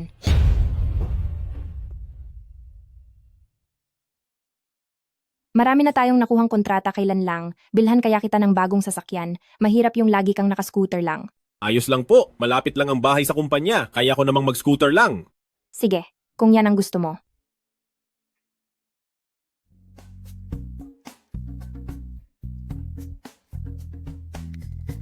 Gu Jingyi?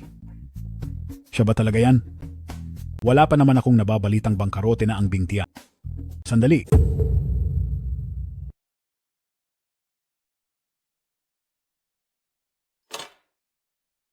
Anong nangyayari? Naka-electric scooter ka pa talaga. Ang President Gu natin, lumabas ba para maranasan ang buhay ng masa? Anong iniisip mo dyan? Marriage certificate?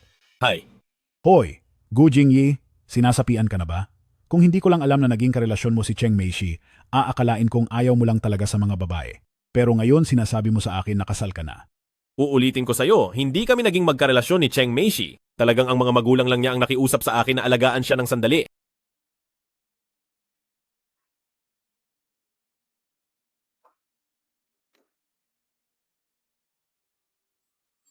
Bakit mo ba kailangang ilihim ng ganyan? Para iwasan na mahanap niya ang dahilan para makipagdiborsyo. Suko na talaga ako sa'yo. Sino ba talaga ang mahiwagang babaeng iyan? Wala ka pang gaanong karanasan sa pag-ibig, huwag kang pauto. Gusto kong magpauto sa kanya. Hindi eh. Wala naman akong problema kung makikipag-date ka, pero sa laki ng yaman mo ngayon, masyadong delikado ang pabigla-biglang kasal. Hindi mo ba alam na ang mga babae ngayon ay masyadong mukhang pera? May pinirmahan ba kayong anumang prenuptial agreement o kahit ano? Hindi niya alam kung gaano ako kayaman. Ano?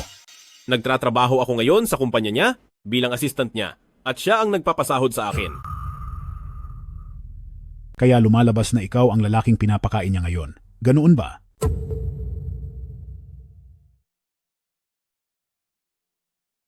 So, palamunin ka na pala ngayon? Importante ako doon. Anong itsura ng hipag ko? Patingin naman. Ayoko. Napakadamot mo naman. Patingin lang eh. Ayoko. Baliw na baliw ka na talaga sa pag-ibig, wala ka ng pag-asa. Sina Lolo Gu at Lola Gu, alam na ba nilang kasal ka na? Sila pa naman ang pinaka-atribida pagdating sa pagpapakasal mo. Hindi ko pa sinasabi. Buti naman kung ganoon. Dahil sa pamilya ko, umaasa lang ako na ikaw ang sasalo sa akin. Kapag nalaman nilang kasal ka na, tiyak na ang nanay ko ay magdadala na ng babae para pakasalan ko. Dapat ka na nga talagang magpakasal. Ikaw. Sige na. Hindi na ako makikipagtalo sa'yo. Uy, nga pala, narinig mo ba ang balita? Ano iyon? Bumalik na ang iyong Cheng Meishi? At mukhang tapat pa rin ang damdamin niya sa iyo. Ingatan mo ang mga sinasabi mo. May asawa na ako ngayon. Sige. Mali ko na. Pasensya na. Nag-ayos si Cheng Meishi para bukas ng gabi. May inihanda siyang welcome party. Kinausap ka ba niya? Anong pakialam ko doon? Hindi ako pupunta. Bakit ayaw mong pumunta? Pwede mo itong gawing pagkakataon para makipag-usap at linawin ang lahat sa kanya. Siguradong hindi niya alam na kasal ka na. Paano kung bigla na lang siyang sumugod sa iyo, tapos magselos pa si Mrs.? Gusto mo bang maranasan ang gulo? Sige na nga.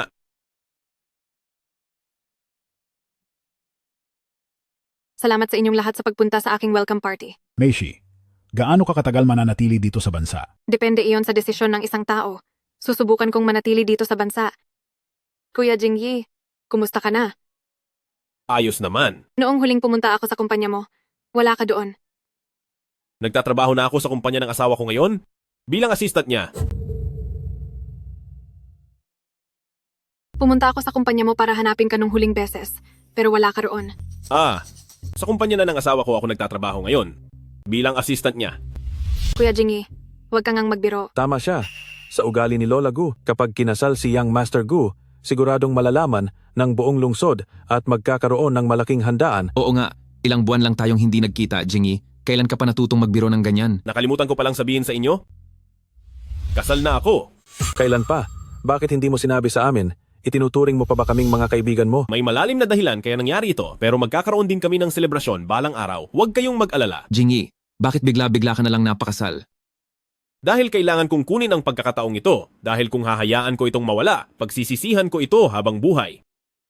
Kuya Jingyi, dahil ba wala ako sa bansa? Kung nanatili kaya ako noon, Ako kaya ang pinili mo? Masyado kang nag-iisip, magkaibigan lang tayo. Pero gustong-gusto talaga kita. Noong nasa ibang bansa ako, lagi kitang iniisip. Tama na. Go Jingyi. Sino ba siya? Bakit hindi ko nabalitaan na may ibang babae pala sa tabi mo? Pumunta ako rito para linawin ang lahat sa iyo. Anong dapat kong ipaliwanag? Wala talaga akong nararamdaman para sa iyo. Kuya Jingyi, talaga bang para sa iyo ay wala akong halaga, kahit konti? Oo, wala talaga. Hindi ako naniniwala na wala kang kahit anong emosyon para sa akin. Sinasabi ko sa'yo, hindi ako susuko sa'yo. Huwag mo akong hawakan. Gu Jingyi, ipapakita ko sa iyo na sa buong mundo, ang babaeng pinakamamahal ka ay ako lang. Si Tingwan,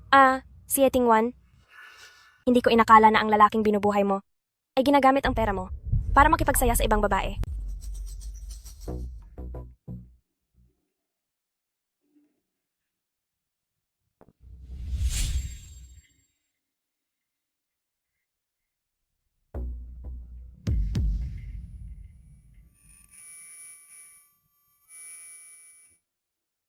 Saan ka pupunta? Sasama ako sa iyo. Ano bang pakialam mo? Tapos na ba ang trabaho mo? Anong problema? May nagawa ba akong hindi mo nagustuhan? Anong nangyari sa iyo? May nagawa ba akong ikinagalit mo? Huwag mo na akong sundan. Bumalik ka na sa pwesto mo. May dalo ka ba? Dahil kasal na siya sa akin, hindi na siya dapat ng bababae pa. Huwag ka na magalit, Wanwan. Tsaka, kunwari lang naman ang kasal ninyo, para lang iyon sa ikauunlad ng kumpanya. Ang sa akin lang, kapag nalaman na ng bababae siya, malaki ang magiging epekto nito sa kumpanya. Huwag kang masyadong mag-alala. Hindi mo pa naman inilalantad ang pagkakakilanlan niya, di ba? Hindi iyon malalaman agad ng ibang tao. Ano lang kasi, ako. Ikaw ha, baka naman, nagkakagusto ka na kay Gu Jingyi. Kaya ganyan ka na lang kung magmalasakit sa kanya. Feeling ko posible nga. Ganito na lang, huwag mo munang sasabihin kay Gu Jingyi na alam mong may niyakap siyang ibang babae. Tingnan natin kung magiging tapat siya sa iyo. Anong nangyayari rito? Nagmamadali mo akong pinapunta rito. Nasa gitna ako ng meeting. Galit ang asawa ko, pero hindi ko alam kung bakit. Galit ang asawa mo? Dahil lang doon? Sige, sabihin mo sa akin ang buong nangyari. Galit ba ang asawa mo? Dahil lang sa bagay na iyon? Sige, sabihin mo sa akin kung ano ang nangyari. Hindi ko rin alam. Hindi mo rin alam. Ikaw si President Gu, pero hindi mo alam. Pare, nakalimutan mo na ba kung paano mo tinalo ang lahat ng mga karibal mo at nagtagumpay sa mahihirap na hamon? Iba naman ang sitwasyon na iyon. Asawa ko iyon, magkatulad ba iyon? Sige, asawa mo na nga. Pag-usapan natin ito ng dahan-dahan at maayos.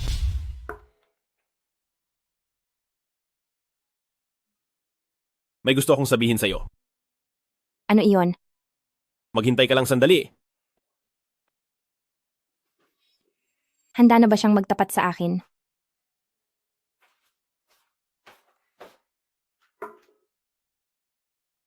Ito, ipinaglaga kita ng ginger tea. At binilhan din kita ng mga heat pack para guminhawa ang pakiramdam mo. Anong ibig mong sabihin? Hindi ba? Mayroon ka ngayon kaya mainit ang ulo mo? Hayaan mo na. Wala na iyon. Umalis ka na at maglaro. Meron pa.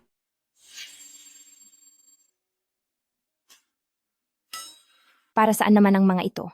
Yan ang lahat ng naipon kong pera. Simula ngayon, pwede mo na itong gamitin kahit kailan. Kunin mo na lang ulit ito. Tinatanggap ko ang intensyon mo pero sapat na iyon. Hindi naman kalakihan ang pera pero ang dami mong cards. Sinungaling talaga ang Lin Yuan na iyon.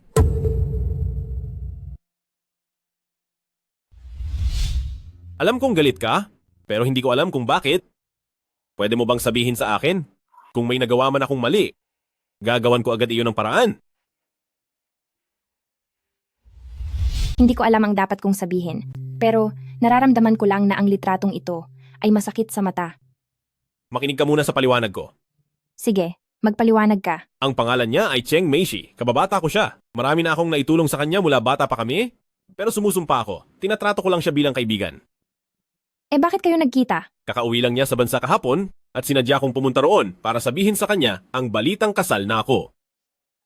Kasalanan ko kung bakit niya ako nayakap, hindi ako nakaiwas agad, pero nangangako akong hindi na ito mauulit.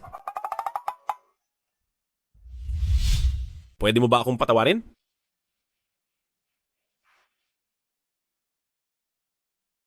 Sa totoo lang, natutuwa ako dahil nakikita kong nagsiselos ka. Hindi ako nagsiselos. Ako ay.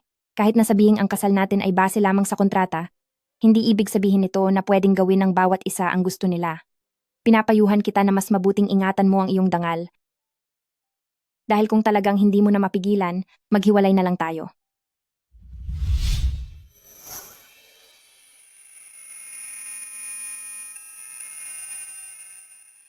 Anong ginagawa mo?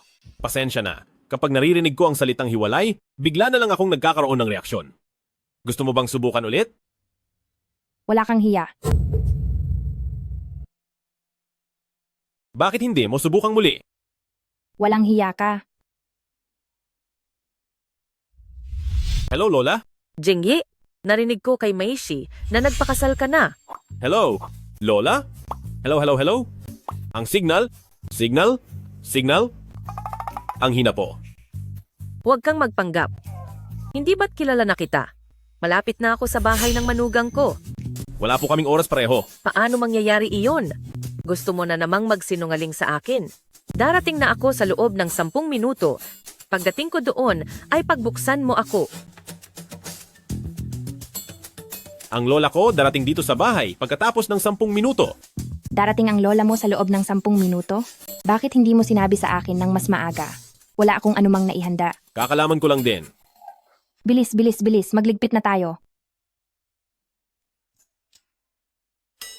Darating na si Lola. Bakit ganyan ang itsura mo? Parang problemado? Ngumiti ka naman para salubungin siya. Ang dating lola, hindi ko alam kung mabibigla ba siya sa kanya.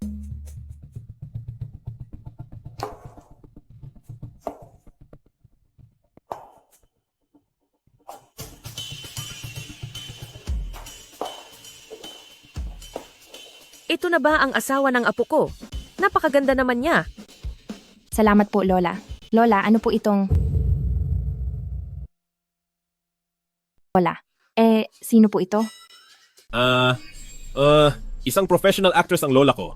Ngayong mga araw na ito, gumaganap siya bilang isang matandang madam mula sa mayayamang pamilya. At dahil gusto ng film crew na mas mabilis siyang maka-adapt sa kanyang role, nag-organisa sila ng ilang tao na laging nakabuntot sa kanya. Artista pala si Lola, kaya naman pala napakaklase ng kilos niya. Anong nangyayari? Kailan pa ako naging artista? Lola, makisakay ka po muna sa akin. Hindi niya pa alam ang tunay kong pagkakakilanlan. Naglalaro ka pa rin ng kunwariang mahirap? Hindi po, ano bang iniisip niyo? Hindi ganoon. Sinasabi ko sa'yo, ang mag-asawa ay hindi dapat nagsisinungaling sa isa't isa. Kailan mo babalak sabihin sa kanya ang totoo? Kapag dumating na ang tamang pagkakataon, magsasabi ako ng totoo sa kanya. Sinasabi ko sa iyo, huwag mong hahayaang matakot at lumayo ang apo ko. Huwag po kayong mag-alala. Si Wanwan ka, tama ba? Opo. Mabuti naman. Kailan nyo ba balak magkaanak? Alam mo ba, ako, sadya na pumunta sa isang napakasikat na fortune teller para kumuha ng anting-anting para gabayan kayong mag-asawa, maging maligaya at masagana, maging maayos ang lahat, at magkaroon ng baby. Nasaan ang kwarto nyo? Kailangang mailagay ito sa tamang pwesto. Iyong kwarto. Wag na po, wag na. Mga bata pa po kami, hindi kami naniniwala sa ganyan. Opo, tama po. Ay, hayaan mo na. Ito ay binili ko gamit ang 2 o 3 buwang pensyon ko. Pinaghirapan ko ito, kung ayaw nyo, di huwag na lang. Hala Lola, ilalagay na po namin. Diyan kayo tama. Talagang mabait kang bata. Lola, magpahinga po muna kayo bago magpatuloy. Sige, sige, sige. Paano na ito? Lola, magpahinga muna po kayo bago magpatuloy. Sige, sige.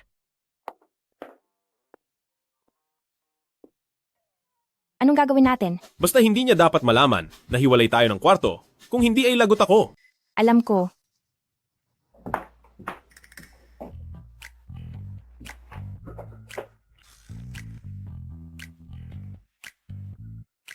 Ay, Xiaoyi? Ito. Bakit dito sa loob ng kwarto, bakit isa lang ang sepilyo at baso? Hiwalay ba kayo ng kwarto ni Wanwan? Hindi po, Lola, hindi po. Ano, Lola? Ganito po kasi. Yan, lagi po kaming nagmamadali pumasok sa trabaho. Kaya ayaw naming magsiksikan sa lababo. At tingnan niyo po ang mansion na to. Ang daming kwarto. Kahit saan pwedeng magsepilyo, di ba? Ah, ganoon ba? Sige na po, Lola. Huwag na po kayong tumingin-tingin. Matulog na po kayo. Masyado na pong gabi. Sige, sige. Itong mahahalagang bagay, kapag matutulog na kayo, itabi nyo lang sa inyo, siguradong pagpapalain kayo na magkaroon ng isang malusog na sanggol.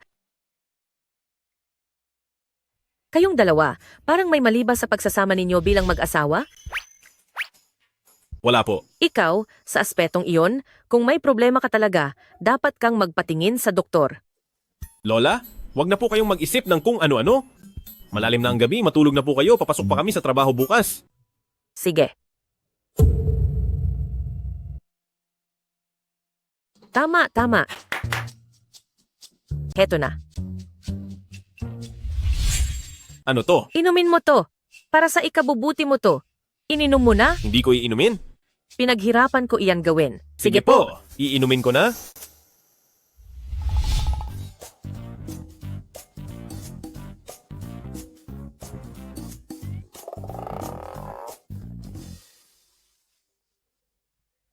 Mabuti naman. Magpahinga na kayo. Magpahinga na kayo. Maging maayos kayo. Huwag po kayong mag-alala. Kapag nakatulog na si Lola, aalis na ako. Huwag na. Manatili ka na lang dito ngayong gabi. Huwag kang mag-alala. Kung ayaw mo, hindi kita lalamangan. Alam ko.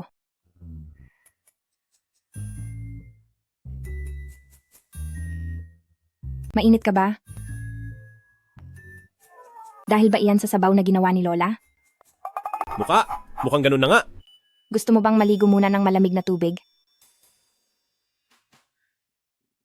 Ayos lang. Kakayanin ko rin ito. Nakakainggit na may pamilya ka pa.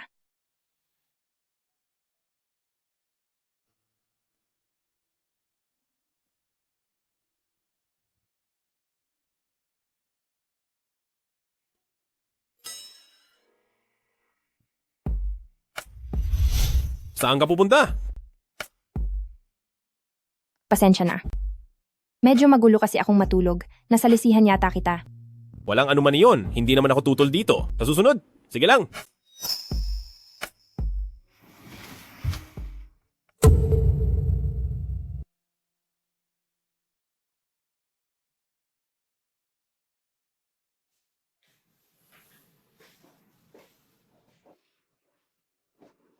Mabait kong apo. Madalian lang itong pagkikita natin, kaya wala akong naipaghanda sa iyo. Sa susunod, titiyakin kong may regalo ako sa iyo.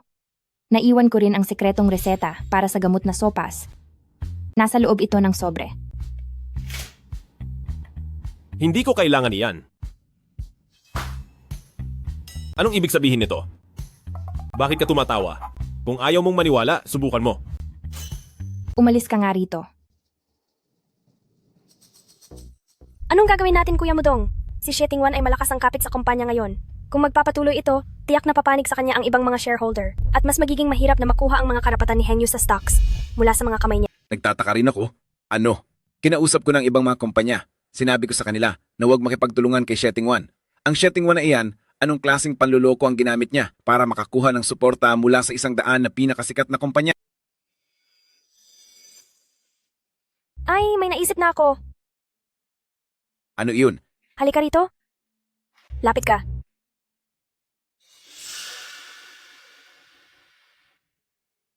May paraan ka talaga.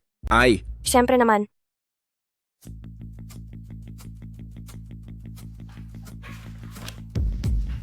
Wala ka bang kamay para kumatok?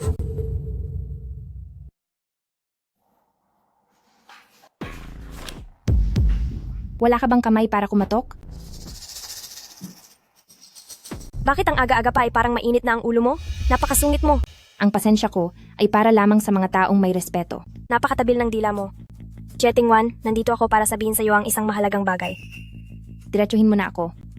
Ang pagkawala ng mga magulang mo ay hindi lamang isang simpleng aksidente. Anong sinabi mo? Linawin mo ang sinasabi mo. Hindi ang kumpanya ang tamang lugar para mag-usap. Ngayon, pwede mo na bang sabihin? Hanggang ngayon ba ay dinidibdib mo pa rin ang pagkawala ng mga magulang mo? Dahil kung hindi dahil sa iyo, at hindi mo sila pinilit na pumunta sa auction, hindi sana sila napahamak sa kalsada. Hindi ako pumunta rito para makinig sa mga walang kwentang bagay na iyan. Bakit ka nagmamadali? Uminom ka muna.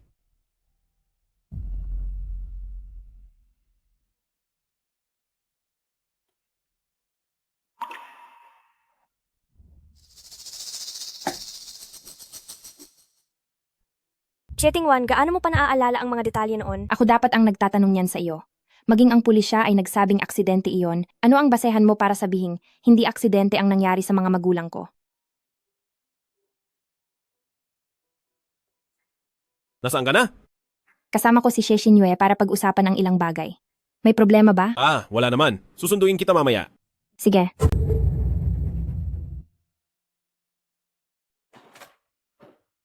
Hoy! Sabi mo nga, kung magtatapat ako ng ganito, mapapatawad kaya niya ako? Hoy, huwag kang mag-alala. Kahit galit na galit pa siya, kapag nakita niyang pinaghandaan mo talaga ang sorpresa para sa kanya, siguradong mapapatawad ka rin niya. Wala akong oras para mag-aksaya dito kasama ka. Kilala mo si Gu Jingyi na CEO ng Bingtian, di ba? Nabalitaan mo na rin siguro ang mga usap-usapan tungkol sa kanya na mapagmataas siya, tuso, at hindi nagpapalampas ng anumang atraso. Naghihinala ako na may kinalaman siya rito. Noon, naagawan ng negosyo ng paternal cousin uncle ang President Gu. Yun pa lang ang unang pagkakataon na may hindi nakuha ang President Gu mula noong maupo siya sa pwesto. Ang gusto ko ay ebidensya, hindi lang hinala. Sa araw ng libing ng mga magulang mo, nakita ko mismo na dumating si President Gu, likod lang niya ang nakita ko. Pero may tumawag sa kanya na President Gu. Wala namang kahit anong koneksyon sa pamilya niyo si President Gu, di ba? Bakit naman kaya siya pupunta roon? Ito ay dahil lang sa hilig ng kriminal na bumalik sa pinangyarihan ng krimen. Baka nagkataon lang iyon? Kapag masyadong maraming nagkataon, hindi na iyon aksidente.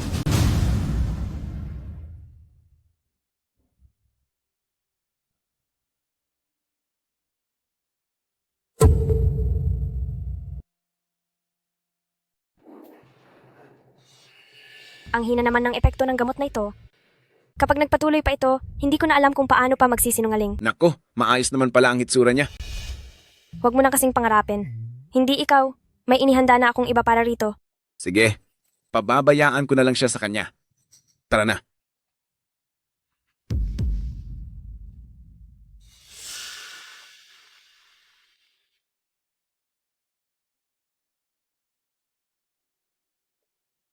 Tara na.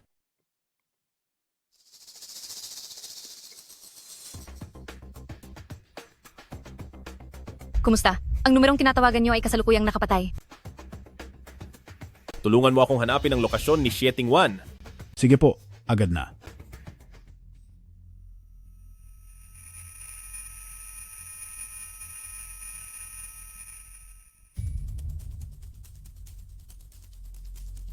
Sino kayo? Anong gagawin niyo sa akin? Bukod sa babayaran tayo, may magandang chicks pa? Ang ganitong pagkakataon, sana ay nangyayari araw-araw. Nasa Rose Hotel. Sino kayo? Ano ang kailangan niyo? Hindi lang pera ang nakuha natin. May maganda pang babae rito. Sana ganito palagi kaganda ang swerte natin. Huwag niyo akong hawakan. Iligal ang ginagawa niyo. Illegal? May paraan kami para makaligtas sa batas. Subukan mo pang tumakas at siguradong hindi na kita sasantuhin pa. Sabi ng amo, kailangan din nating kumuha ng video. Magkano ang binayad nila sa inyo? Dodoblehin ko ang bayad, pakiusap, pakawalan niyo lang ako. Sa trabahong ito, ang patakaran ay patakaran.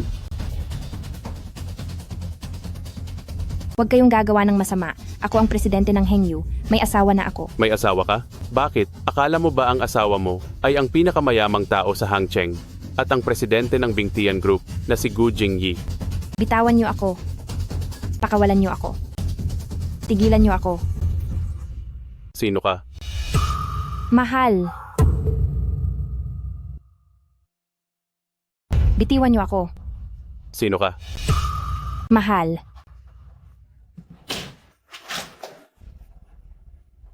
Sino ang nagutos sa inyo? Magsalita kayo. Kapag hindi kayo umamin, pagbabayarin ko kayo bago ko kayo ipakulong sa pulis. Sina Xie Xingyue at Xu Mudong po. Sina Xie Xingyue at Xu Mudong ang may gawa nito. Tara na, alis na tayo.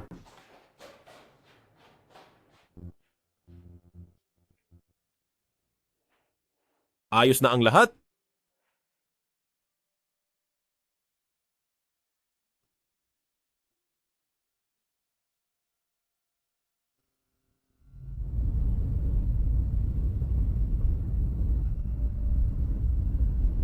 Magpapadala ako ng pribadong doktor sa bahay para tingnan ka.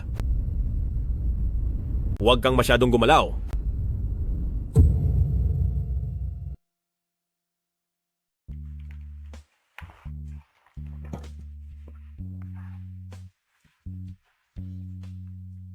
Nahihirapan ako. Huwag kang mag-alala, sisiguraduhin kong ang mga nanakit sa iyo ay makakatanggap ng nararapat na parusa.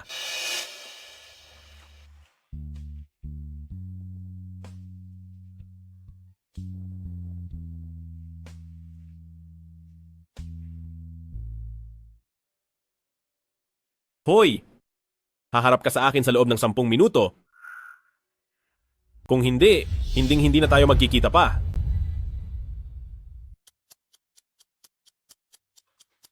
Kamusta na si sister-in-law?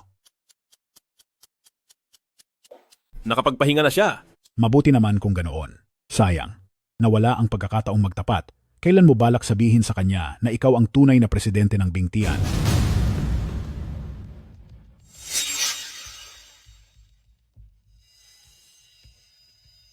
Makinig ka, magpapaliwanag ako. Ikaw ba talaga ang presidente ng Bingtian na si Gu Jingyi? Oo.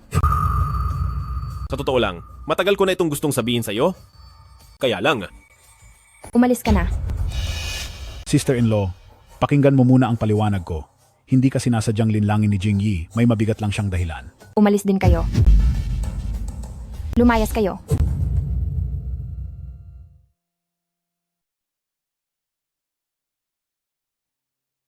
Hoy, bakit hindi ka nagsalita kanina?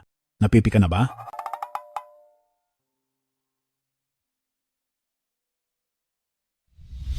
Kilala mo naman ang Bingtian President na si Gu Jingyi, di ba? Noong oras na iyon, inagawa ni Tito ng negosyo si President Gu, at iyon ang unang pagkakataon mula nang maupo si President Gu na may hindi siya nakuha. Noong araw ng libing ng mga magulang mo, mismong mga mata ko ang nakakita na dumating si President Gu.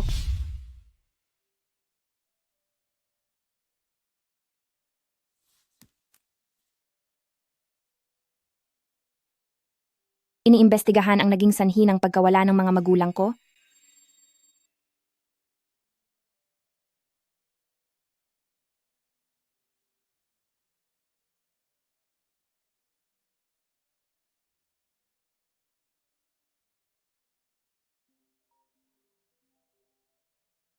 President Xie, wala pong nakitang anumang kakaiba? Mag-imbestiga pa kayo.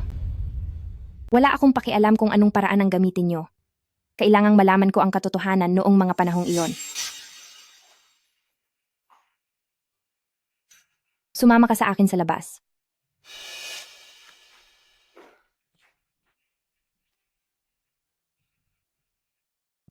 Ipaliwanag mo ng malinaw ang nangyari noong araw na iyon. Sinabi ko na sa'yo, hindi mo ba narinig?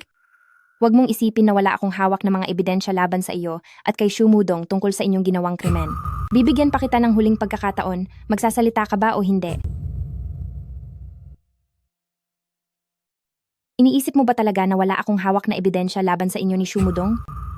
Bibigyan kita ng isa pang pagkakataon, magsasabi ka ba o hindi? Maayos ang pagkalinis namin doon noong araw na iyon. Kaya huwag kang magpanggap dyan. Bahala ka, subukan mo lang. Sheting Wan, sasabihin ko sa'yo, na-deserve mo yan. Kung hindi dahil sa pagpipilit mo noon na paikutin sina paternal cousin uncle at tiyahin sa subastang iyon, paano sila mawawala ng ganoon? Isa kang malas na tao.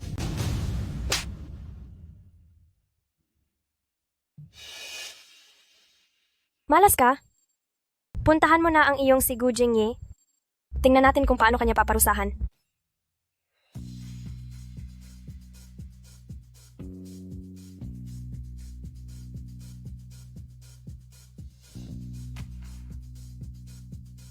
Hello po. Sarado na po kami. Sarado na?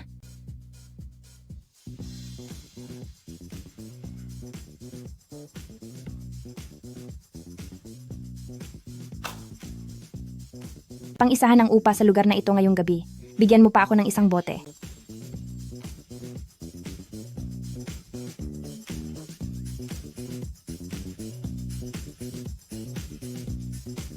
Kampay. Cheers!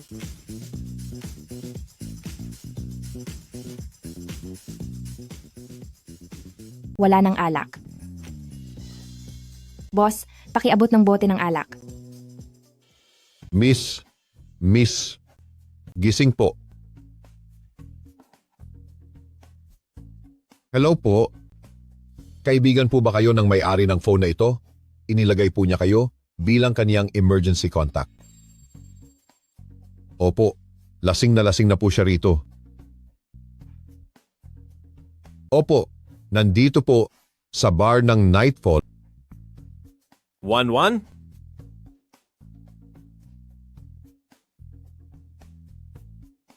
Walang password ang bayad sa'yo.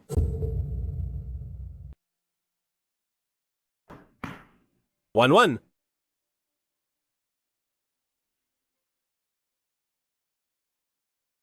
Ito ang kabayaran mo. Walang password yan.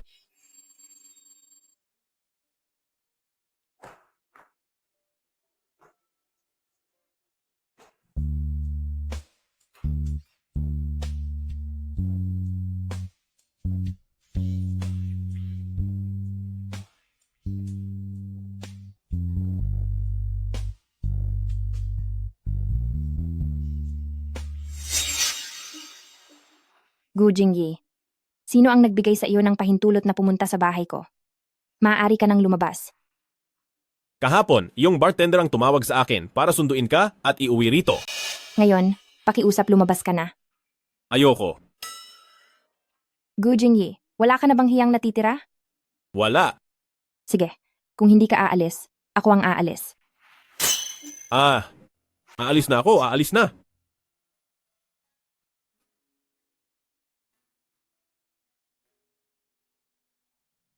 Santein mo si Gu Jingyi.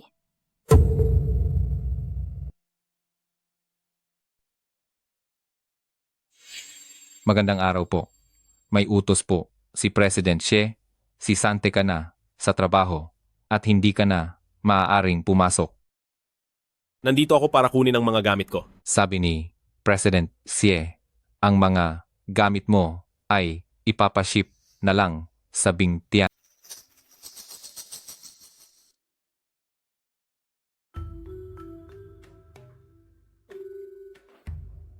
Ikaw si Bebe. Siya, di ba? Ako si Cheng Maishi, ang bago mong partner. Diretsuhin mo na ako. Wala akong oras para makinig sa mga buladas mo. Ang mga pondo sa ilalim ng pangalan niyo ni Chairman Shu ay kasalukuyan ng naka-freeze at ang kapangyarihan niyo sa board ay nawala na rin, hindi ba? Hindi naman tayo ganoon kalapit para lang puntahan mo ako at pagtawanan ng sinapit ko. Siyempre naman. Nandito ako para makipagtulungan sa iyo. Anong ibig mong sabihin? Makikipagtulungan ka sa akin? Mayroon tayong iisang kaaway ngayon at iyon ay si Xie Tingwan. Kapag naghiwalay na sina Xie Tingwan at Gu Jingyi, magkakaroon na tayo ng pagkakataon.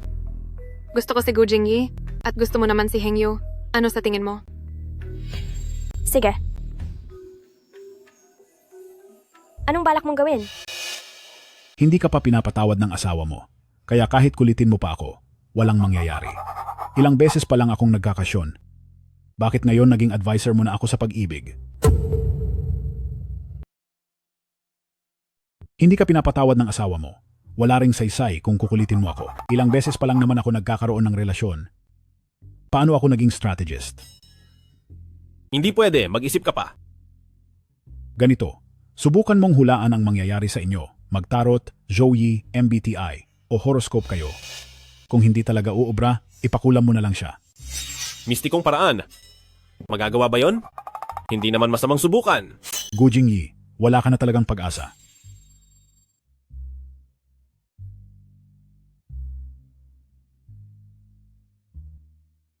Xie Tingwan, nakapag-isip na ako. Sasabihin ko na sa iyo ang buong katotohanan noon. Pakawalan mo lang kami ni Kuya Mudong. Maaari ba? Sinabi ko na sa iyo noong huli. Binigay ko na ang huling pagkakataon, pero hindi mo pinahalagahan.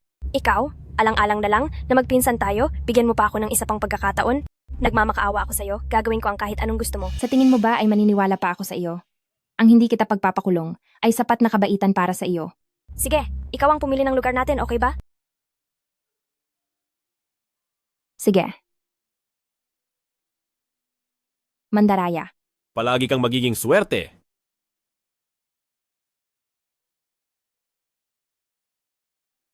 Dahil sa lahat ng ito, Mandaraya.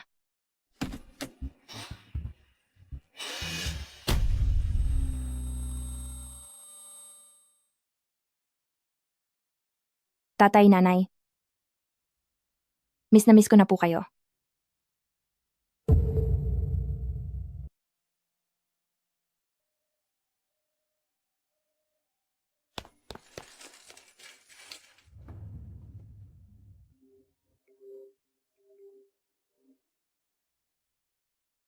President Gu, ayos na po ang lahat ng kailangan sa ospital. Gagamitin po natin ang lahat ng pinakamagandang serbisyo para matiyak na mailigtas ang asawa ninyo. Imbestigahan mong mabuti ang nangyaring ito? Lahat ng taong sangkot dito ay kailangang malaman ko kung sino sila. Sa tingin niyo po ba ay hindi ito aksidente? Magsagawa ka ng imbestigasyon. President Gu, malubha po ang lagay ng pasyente at kailangan niya ng RH negative na dugo. Kulang po ang supply ng ating ospital at baka hindi na umabot kung kukuha pa sa iba. Ako, meron ako. Kumuha kayo sa akin. Halina kayo.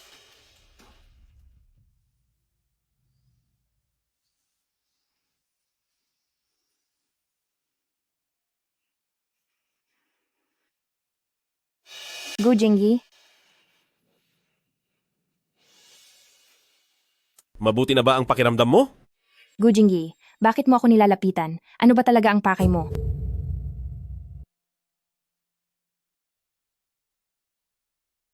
Maayos na ba ang pakiramdam mo?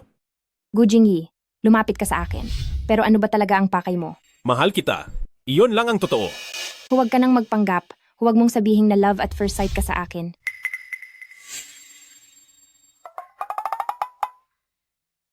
Kung gusto mo ang Hengyu, kunin mo iyon ng tapat. Huwag kang gumawa ng kung ano-anong pakana ng patago. Ano naman ang gagawin ko sa Hengyu?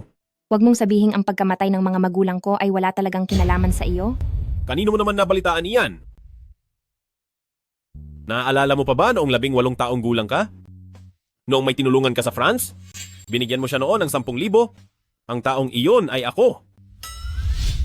Matagal mo na pala akong kilala? Pagkabalik ko ng bansa para manahin ang kumpanya, sa isang handaan, nakilala ko ang iyong tito at tita. Doon ko nalaman na ikaw pala ang heredera ng Hengyu. Eh ang kontratang inagaw ng tatay ko noon? Hindi nang agaw ng kontrata ang tito. Ang kontratang iyon ay bahagi ng pasasalamat ko sa iyo, kaso may mga aksidenteng nangyari pagkatapos niyon. Wala na, ang tito at tita, at dumalo rin ako sa libing nila. Dahil ayaw ko lang gumawa ng gulo, nag-alay lang ako ng insenso at umalis din agad. Pasensya na. Napagkamalan kita. Wan-wan? Pasensya na at nahuli ako ng dating. Pero sinisiguro ko sa iyo, ang pagmamahal ko sa iyo ay walang halong kahit anong intensyon. Handa ka bang sumama sa akin habang buhay? Oo, handa ako.